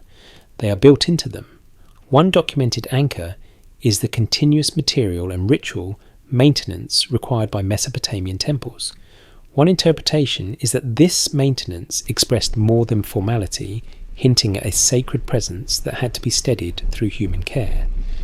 And in the cinematic glow of one surviving lamp in a darkened shrine, what if the oldest priestly duty was not merely to honour heaven from afar, but to keep the divine household calm enough to make it through the night? From that lone lamp in the sanctuary, your attention drifts toward another kind of chamber, entirely not the god's inner room this time, but the divine meeting hall imagined in myth.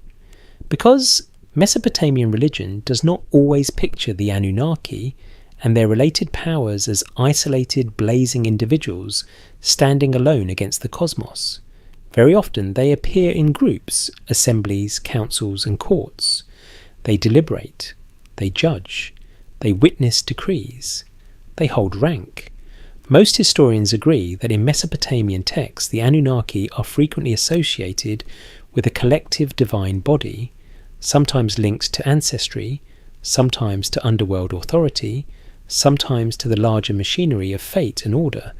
Archaeology suggests that Mesopotamian political life, with its councils, hierarchies and official roles, shaped how the divine world was imagined. And one interpretation is that the Anunnaki resemble a ruling class, with obligations and limits rather than untouchable beings beyond all structure. What if divine authority here sounds less like a single thunderclap and more like a weary meeting that should have been an email? That image may be slightly unfair to the grandeur of ancient religion, but only slightly. What's broadly accepted is that Mesopotamian gods operate within layered relationships. There are high gods, city gods, family gods, specialized gods, messenger gods, worker gods, and divine collectives whose functions shift across time and place. The evidence we do have points to a sacred world that is administratively crowded. This is not the clean simplicity of one all-encompassing principle. It is a cosmos run like a royal household, a temple network, and a political court all at once. The Anunnaki in many settings belong to that courtly logic.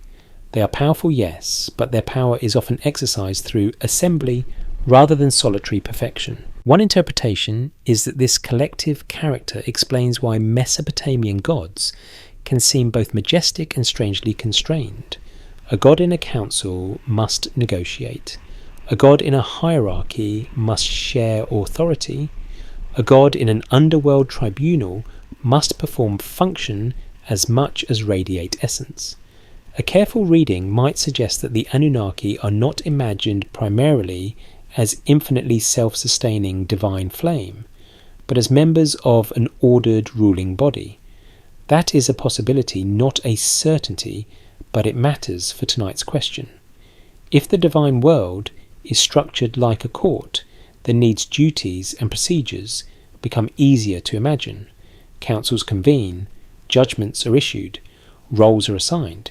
Even sacred beings have responsibilities, and responsibilities tend to make everyone look a little more tired by sunset. Most historians agree that later Mesopotamian traditions, especially in Akkadian and Babylonian contexts, sometimes connect the Anunnaki strongly with the underworld and with judicial or chthonic functions. That does not mean the term always means the same thing everywhere. Let me rephrase that more carefully. The word shifts across periods and texts, which is one reason modern summaries often oversimplify it.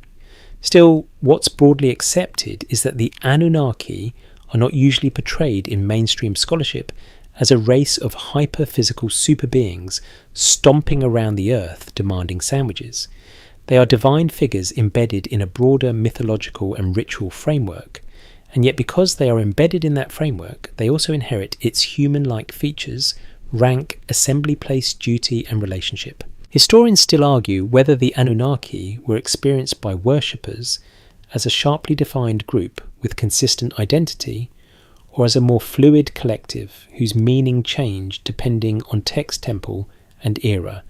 Scholars continue to debate the question because Mesopotamian religion rarely gives modern readers the satisfaction of one fixed answer. There's no full consensus.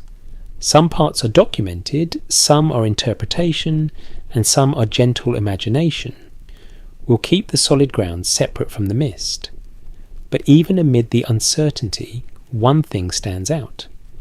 The Anunnaki fit comfortably into a world where divine beings are organised, located, and functionally involved in maintaining order. That organisational quality helps explain why they do not always feel like later philosophical notions of pure divinity. A more cautious explanation could be that Mesopotamian religion was less interested in defining what a god is in abstract universal terms, and more interested in showing what gods do. They rule cities, they receive offerings, they deliberate fate, they respond to ritual, they inhabit temples, they withdraw, appear, punish, bless, and in some stories seem just as caught up in cosmic administration as the humans serving below them. If the evidence is thin, we'll say so. Here the evidence is not thin on the point that divine councils matter. What remains thin is any claim that this proves literal physical limitation. That would go too far. A fringe idea proposes that collective groups like the Anunnaki preserve the memory of a real governing class of powerful beings remembered later as gods, because their authority was overwhelming but not fully transcendent. This theory isn't widely accepted, and mainstream scholarship does not require it. Still, if we treat it as a possibility rather than a conclusion, it highlights a genuine feature of the texts. Divine power often behaves administratively. The gods meet, decide, distribute, and supervise. That is not how people usually imagine beings beyond all dependence. It is how people imagine rulers inside a system. And systems create vulnerability. Not weakness exactly, but entanglement. What if the story is pointing at something else? What if the Anunnaki and their companions are imagined less as eternal abstractions, and more as participants in a sacred order where every rank carries a function, and every function requires support? Councils need spaces. Spaces need maintenance. Authorities need recognition. Judgments need ritual backing.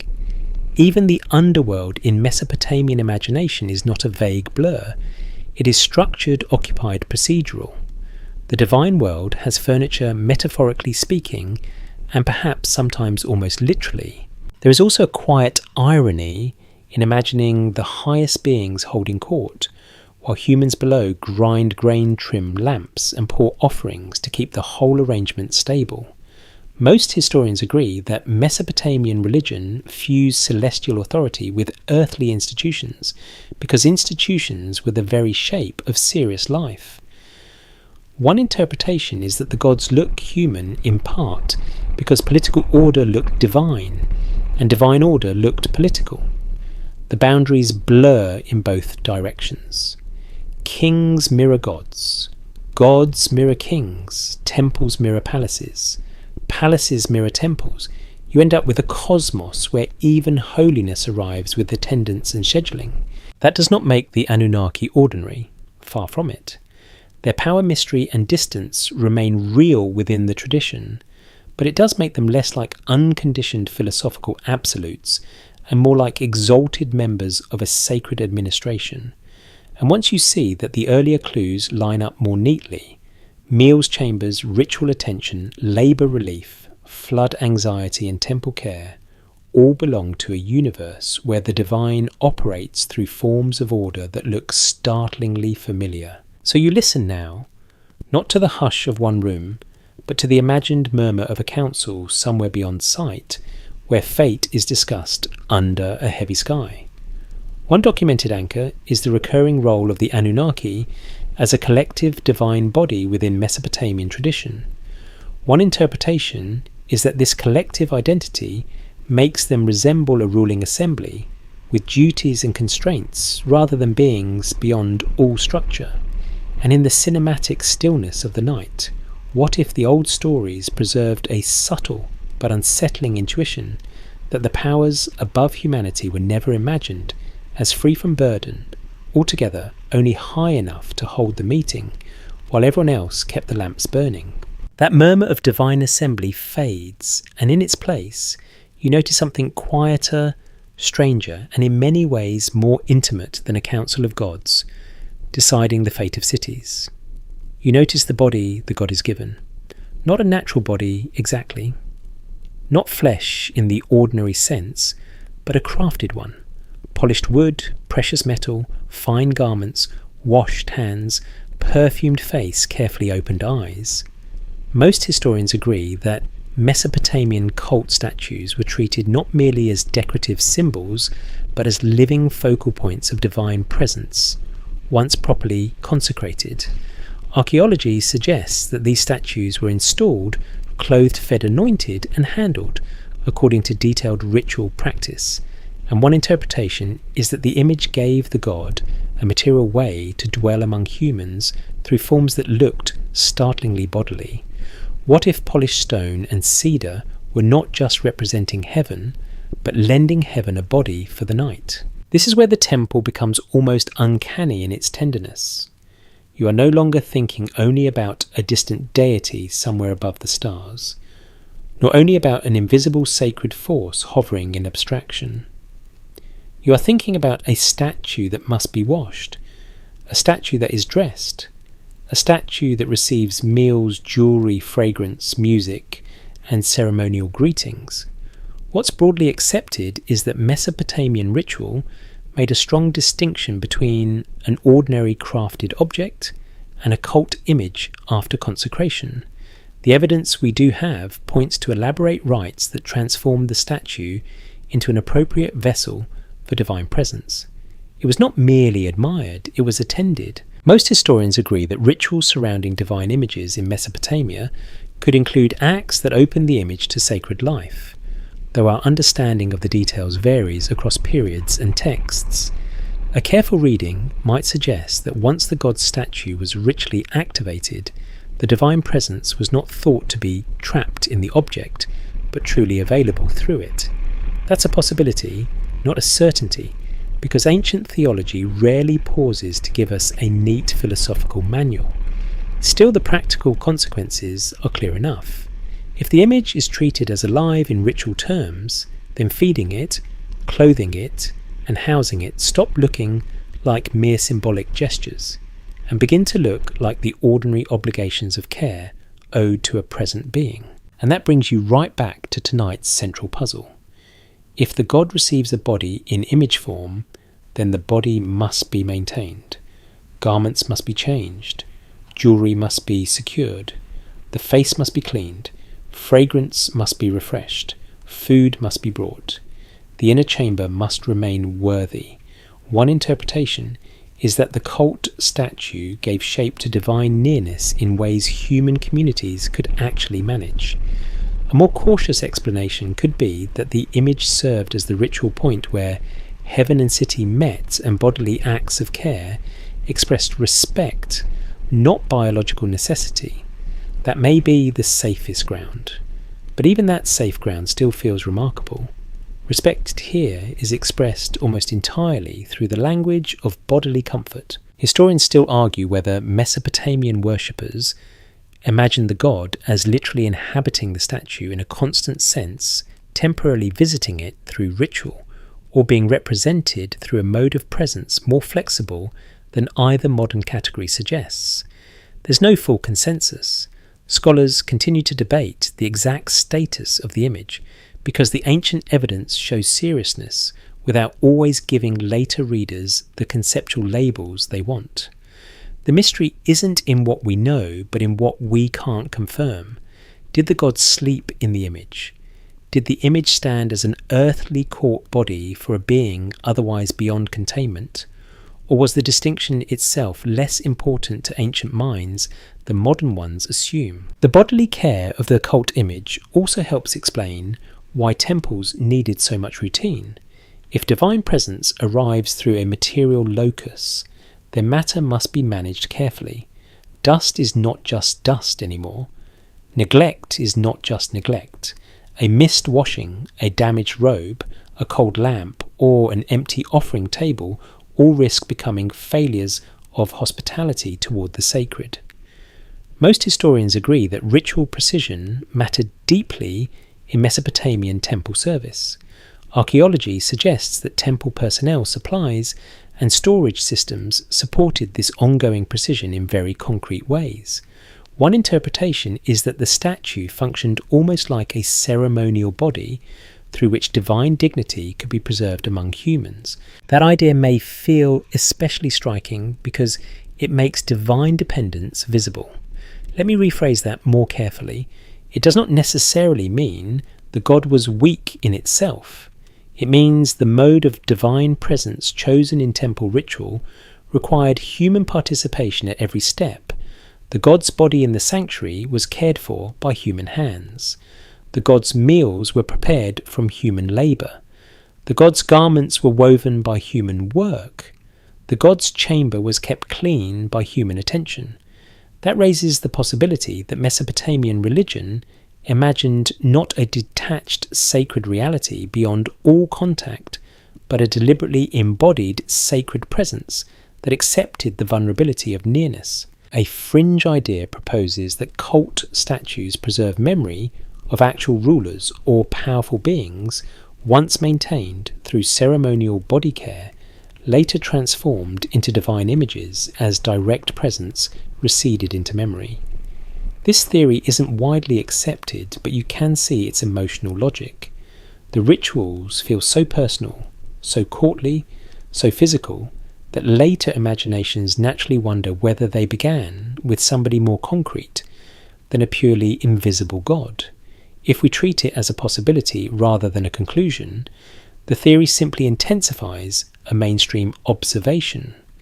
The divine in Mesopotamia was often made present through bodies, or at least through bodily forms. What if the story is pointing at something else? What if the cult statue is the clearest clue that ancient people did not separate the spiritual from the material, the way later traditions sometimes try to do? The god is not diminished by being clothed. The god is not insulted by being fed. The god is not made less sacred by inhabiting an image. Instead, sacred power becomes approachable through matter. Wood, gold, linen oil, bread and perfume all become part of the same language.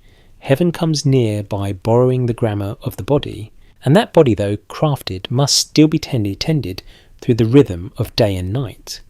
Most historians agree that divine images were central to temple life because they localized sacred presence in a manageable, serviceable form.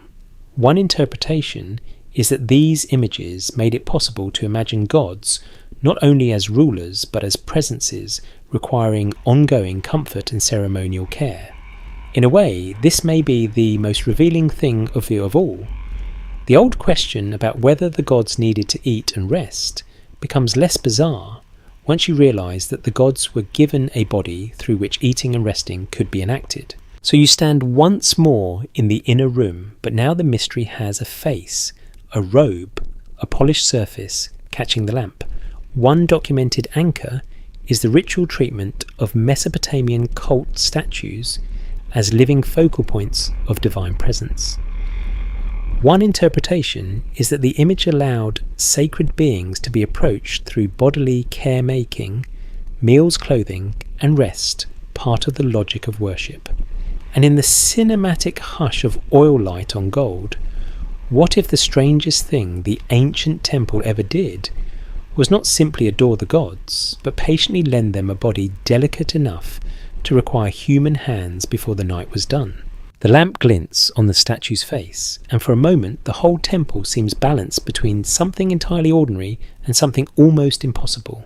A robe hangs from carved shoulders, oil softens the dry air, bread sits where it has been placed.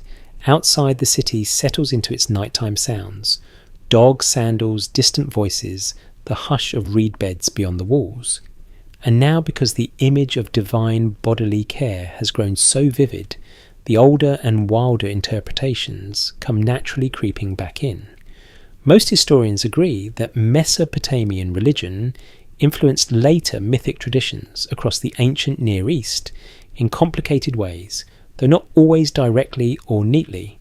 Archaeology suggests that many ideas changed as they travelled, and one interpretation is that memories of gods who required service may have contributed to later stories about divine beings who are powerful yet limited.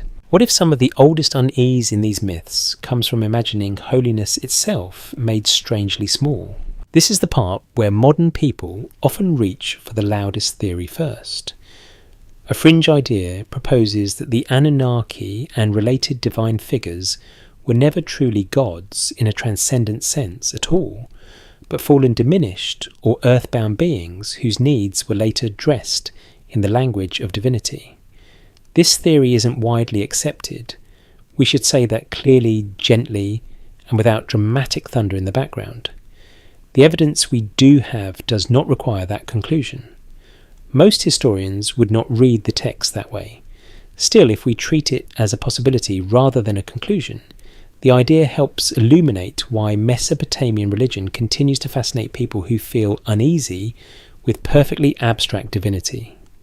The old stories keep giving you bodies, meals, chambers, councils, labour, regret and routine.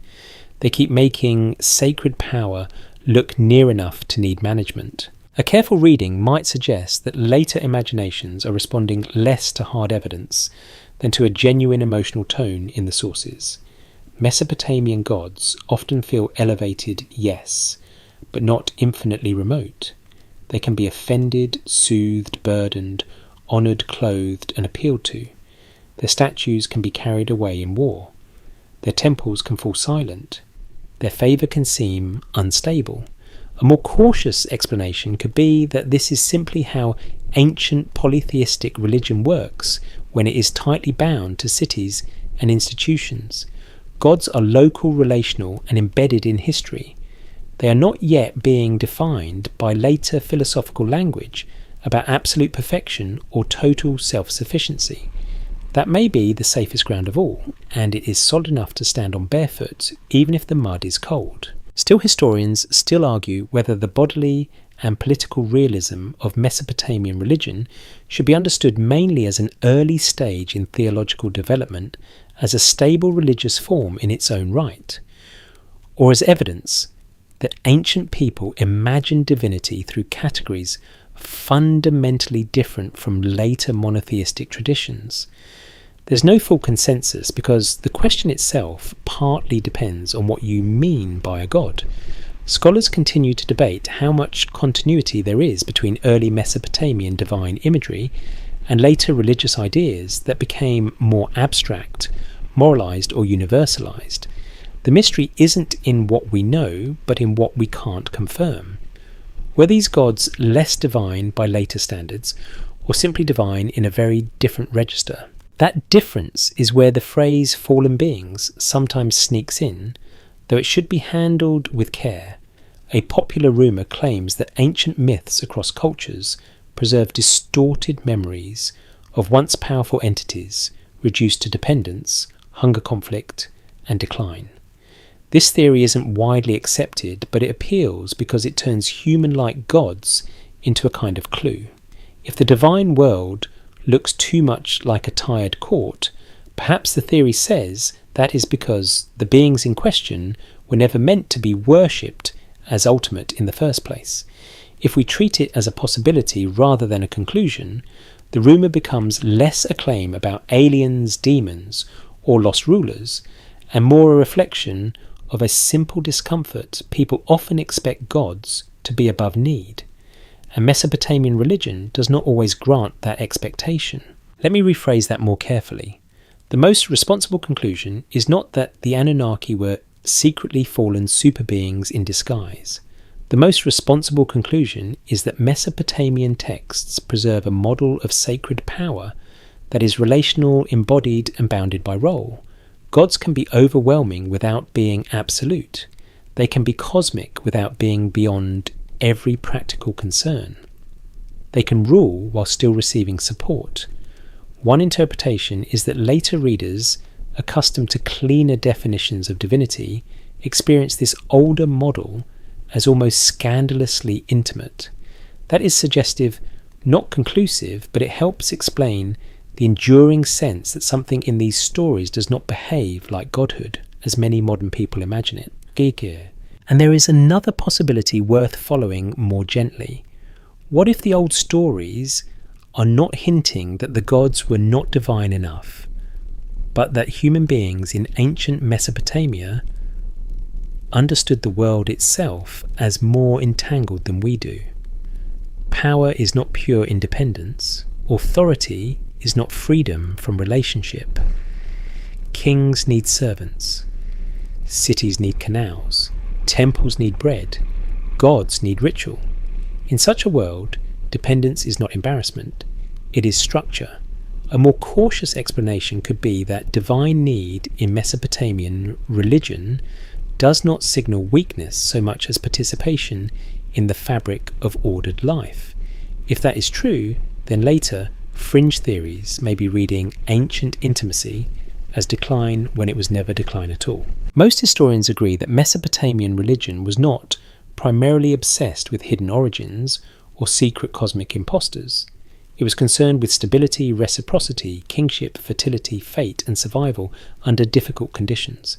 Archaeology suggests that real cities, real fields, and real institutions shape these beliefs at every level. One interpretation is that when the gods appear embodied and limited, they do so because ancient people lived in a world where everything sacred had to touch matter somewhere. Offerings touched matter, statues touched matter, writing touched matter, law touched matter, even prayer rose in smoke, scent, and voice. What if the story is pointing at something else? What if the real lesson is not that the gods fell into the human realm, but that the human realm was never imagined as separate enough from the divine for such a fall to be necessary? A fringe idea proposes that the transition from bodily service receiving gods to more transcendent ideas in later traditions reflects a long cultural forgetting, a smoothing over of older memories too earthy to survive intact. This theory isn't widely accepted, but it does capture a real contrast. The Mesopotamian sacred world is earthy. It smells like oil, grain, linen, cedar, and river mud. It does not float above the senses. And because it does not float, it remains vulnerable to all the questions floating worlds can avoid. Where do the gods dwell? How are they served? Why do they need offerings? What happens if their houses fail? So you stand there in the layered darkness, with the cult image before you and the city behind you, feeling both the pull of wild speculation and the weight of simpler truths. One documented anchor is the strongly embodied relational character of Mesopotamian divine life, as reflected in ritual, myth, and temple care. One interpretation is that later fringe theories about diminished or limited beings grow out of that embodied character, even if the evidence does not require those theories. And in the cinematic quiet of the sanctuary, what if the old unease remains because these stories refuse to give you a god who is either fully human or fully beyond humanity, offering instead a sacred presence that is grand enough to rule but near enough to need a room, a robe, and the steady comfort of being served before dawn? Before dawn, the temple feels at its most revealing. The night attendants are tired in the ordinary human way, the lamps have burned low, and the city beyond the walls lies in that brief, fragile pause before labour begins again. It is in this soft interval that the whole pattern you have been following starts to come together. Meals, chambers, councils, statues, offerings, repairs, royal duty, flood anxiety, all of it circles a single quiet thought. In Mesopotamian religion, power does not float above the world untouched. It is imagined inside systems of order, and systems of order require upkeep. Most historians agree that rest, feasting, and regular provision were not only private comforts in the ancient Near East, but also markers of rank legitimacy and social stability. Archaeology suggests that elites, temples, and households alike express status through managed abundance and controlled rhythms of labour and pause. And one interpretation is that divine fatigue in Mesopotamian myth mirrors a broader cultural truth. Authority itself was imagined as something that had to be supported if it was to remain effective. What if the real revelation is not that the gods were weak, but that ancient people understood power as something that could grow tired? That idea may sound almost too simple after all the mystery, but simple ideas are often the ones buried deepest. What's broadly accepted is that ancient Mesopotamian civilization depended on intense organisation. Water had to be managed, fields had to be coordinated, labour had to be directed, temples had to be provisioned, kings had to perform competence visibly and repeatedly. This was not a world where you could build a city walk away and assume the universe would handle the rest. The evidence we do have points to a culture in which order was always being made and remade through human effort. A more cautious explanation could be that the gods in myth reflect this same logic because myth tends to magnify the structure of ordinary life. If every level of society needs maintenance, perhaps the divine world is imagined the same way.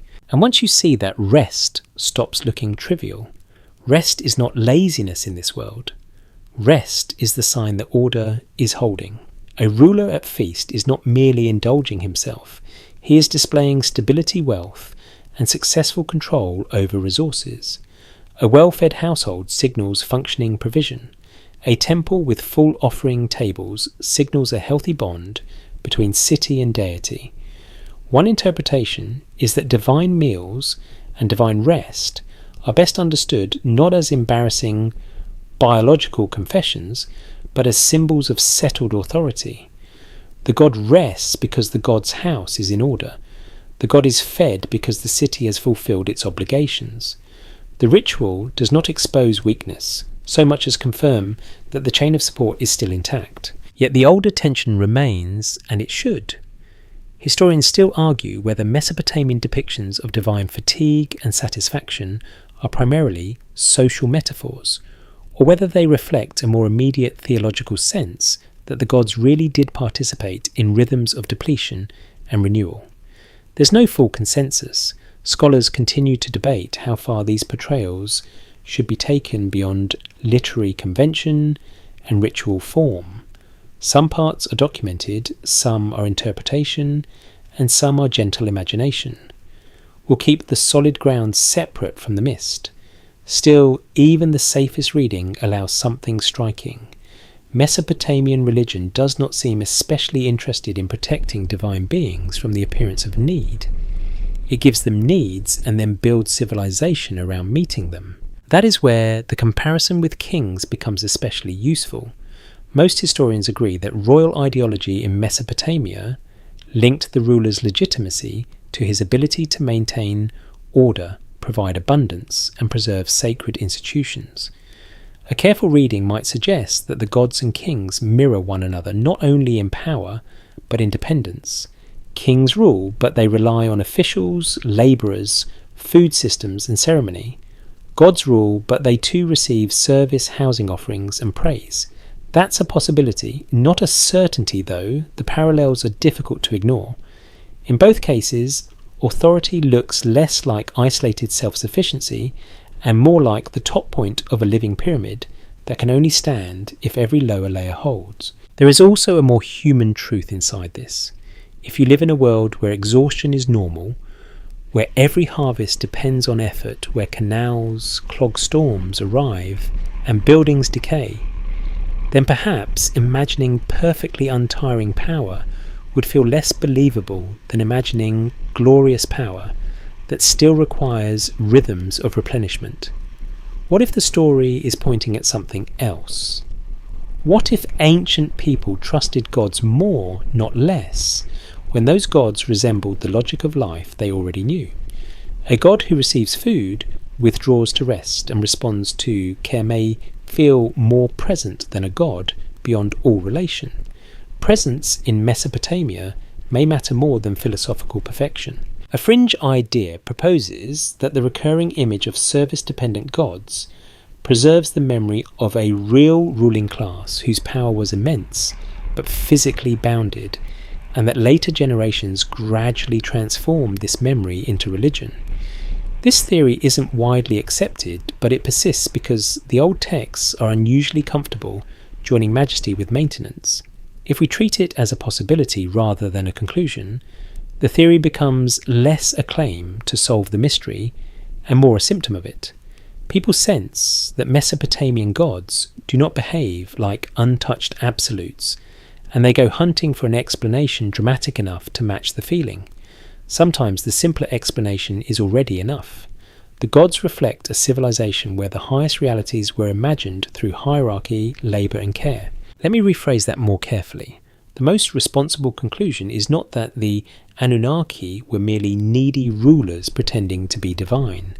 The most responsible conclusion is that Mesopotamian religion framed sacred authority through the same patterns that organised city life, provision, obligation, ceremony, household, and pause. Rest matters because labour exists. Feasting matters because scarcity exists. Order matters because collapse is always nearby. One interpretation is that divine need within this worldview says less about weakness than about participation in the precarious beauty of a maintained world.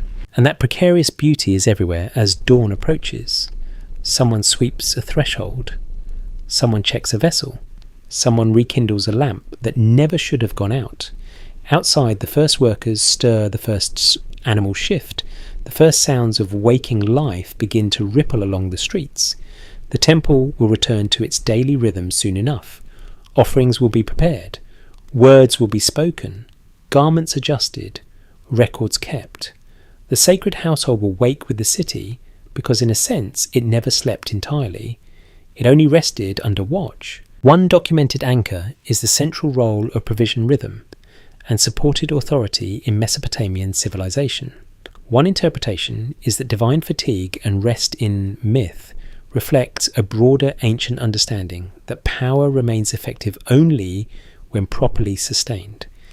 And in the cinematic hush just before sunrise touches the top of the ziggurat, what if the oldest secret hidden in these tablets is gentler than it first appears?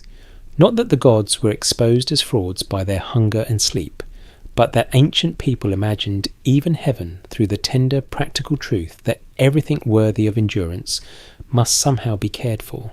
And now the sky begins to pale, not with the hard brightness of full day, yet but with that soft grey-blue easing that makes mud brick walls look gentler than they did at midnight. The ziggurat stands in silhouette. The river moves with its old patient sound. A few birds begin the first hesitant notes of morning, as if even they are not quite certain whether the world is ready to wake. You have followed the clues as far as they can reasonably be followed tonight. You have walked through temple kitchens and inner chambers, through divine labour and human creation, through flood fear, royal duty, ritual, feeding cult statues, and the guarded privacy of sanctuaries. Most historians agree that Mesopotamian religion grew out of real cities, real institutions, real agriculture, and real vulnerability. Archaeology suggests that the gods of this world were imagined through the structures that shaped human life most deeply. And one interpretation is that divine eating and resting were not stray oddities, but part of a much larger vision of sacred power as embodied, relational, and maintained. What if the mystery turns out to be gentler than the title first promised, and more profound for that very reason? The broad ground beneath your feet is firm enough now. What's broadly accepted is that ancient Mesopotamian temples functioned as houses of the gods, that offerings of food and drink were central to ritual life, that cult statues were treated as living focal points of divine presence, and that myths such as Atrahasis portrayed divine beings in ways that involve labour, fatigue, irritation, and dependence on human service. The evidence we do have points to a religious imagination that did not feel the need to hide sacred beings behind perfect abstraction. Gods could be majestic and still receive meals. They could rule and still require housing. They could shape fate and still withdraw to a chamber at the day's end. A careful reading might suggest that this is not a contradiction in Mesopotamian thought. It is simply what divinity looked like in a world organised by household hierarchy and care. Historians still argue whether these features should be read as symbolic ritual language, as genuine theological realism within the ancient frame, or as some blend of both that modern categories do not quite capture. There's no full consensus, and that is part of why the old texts remain so alive. The mystery isn't in what we know, but in what we can't confirm. Did ancient worshippers think the gods literally consumed the essence of offerings in a way they would have described as real? Quite possibly within ritual logic. Did they imagine divine rest as biological sleep in exactly the way a human collapses after a long day? The evidence is thinner there, so we should be careful. If the evidence is thin, we'll say so. But even with that care, the pattern remains strong. The sacred in Mesopotamia is not imagined as aloof from the practical world. It is imagined inside it. That may be the most important conclusion of all. One interpretation is that the Anunnaki and related powers feel unusual to modern audiences because many of us inherit later assumptions about what a god ought to be: absolute, unconditioned, infinitely self-sustaining, untouched by any hint of appetite, environment, or rhythm. Mesopotamian religion does not always share those assumptions. A more cautious explanation could be that it simply belongs to a different theological atmosphere, one where presence matters more than perfection, and order matters more than abstraction. The god is near. The god has a house. The god is served. The god must be pleased. The city's life is tied to that reality, not as a side note, but as the beating centre of civilization. A fringe idea proposes that all this points to powerful but limited beings, later mistaken for full divinity, remembered dimly as the Anunnaki of modern speculation. This theory isn't widely accepted, and nothing in the mainstream evidence requires it. Let me rephrase that more carefully. The oldest texts are already fascinating without turning them into a secret file on extraterrestrial management problems. If we treat it as a possibility rather than a conclusion, such speculation can still be useful in one small way. It reminds you that the Mesopotamian evidence really does preserve a sacred world that feels more physical, administrative and vulnerable than many later religious imaginations. That feeling is real even if the bolder explanations remain unproven. And perhaps that is why these clay tablets continue to whisper so effectively across the centuries. They do not hand you one hidden truth wrapped in certainty. They offer something subtler. Some parts are documented, some are interpretation, and some are gentle imagination. We have kept the solid ground separate from the mist. On the solid ground, ancient Mesopotamian religion linked gods, cities, temples, kings, food, labour, and ritual into a single fabric of maintained order. In the mist, if you let yourself drift just a little, you can almost imagine the oldest sanctuaries as places where divine greatness was measured, not only in thunder and decree, but in the quiet fact that even heaven accepted a meal from human hands. What if the story is pointing at something else? What if these texts are not really trying to tell you that the gods were weak, hungry, or less divine than they claimed? What if they are showing you that the ancient world could not imagine meaningful power without relationship? Power receives service because power belongs in a household. Power rests because power has carried responsibility. Power is honoured because power can also withdraw. In that kind of universe, dependence is not humiliation, it is the price of nearness. A god who can be fed is a god who can be hosted. A god who can rest is a god who can dwell among the living. That may be stranger than the usual modern fantasy of the Anunnaki, and also in its own quiet way, far more beautiful. So as the first fuller light brushes the upper bricks of the temple, the question softens. Did the Anunnaki have to eat and rest because they were not divine beings? Most historians would not put it that way.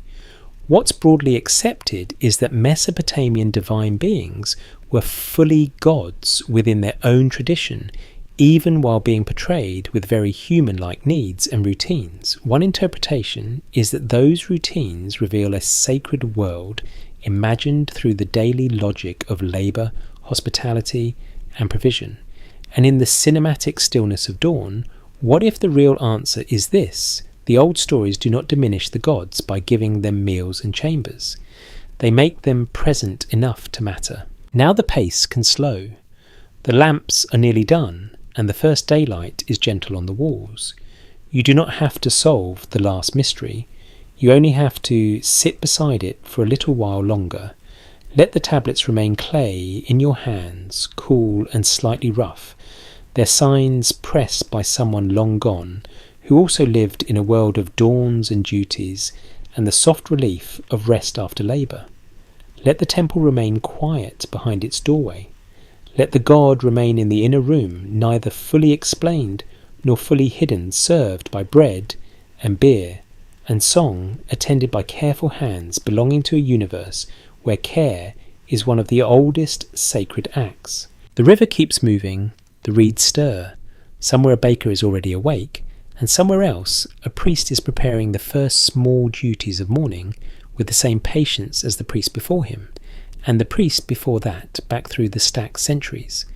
Nothing needs to be rushed now. The great questions can loosen their grip. The Anunnaki can fade back into shadow, not as a solved puzzle, but as a set of old names carried by old stories from a land that knew how fragile order could be. And perhaps that is enough for tonight to leave them there in the half-light, not as aliens or impostors or broken divinities, but as sacred figures imagined by a people who understood that even the highest powers must be welcomed, tended, and given their place. So the city wakes slowly, and you drift away from it slowly too. The brick steps cool beneath the fading night. The scent of barley lingers. The fan hum in your room blends with the imagined wind over the plain. Your shoulders loosen. Your thoughts grow softer around the edges. The temple, the statues, the offerings, the chambers, the floodwater, the council halls, the warm bread set down before a waiting God, they all recede together into one long, quiet thread of memory. You do not need to hold every detail. You can let them settle. And as they settle, let the final image be a calm one. A sanctuary before sunrise. A low lamp. A bowl on a table. A curtain hardly moving. Beyond it, a sleeping city. Above it, a brightening sky. Nothing proven, nothing forced. Only clues and care, and the old human instinct to imagine that what is highest in the world might still welcome a little peace, a little order, a little rest.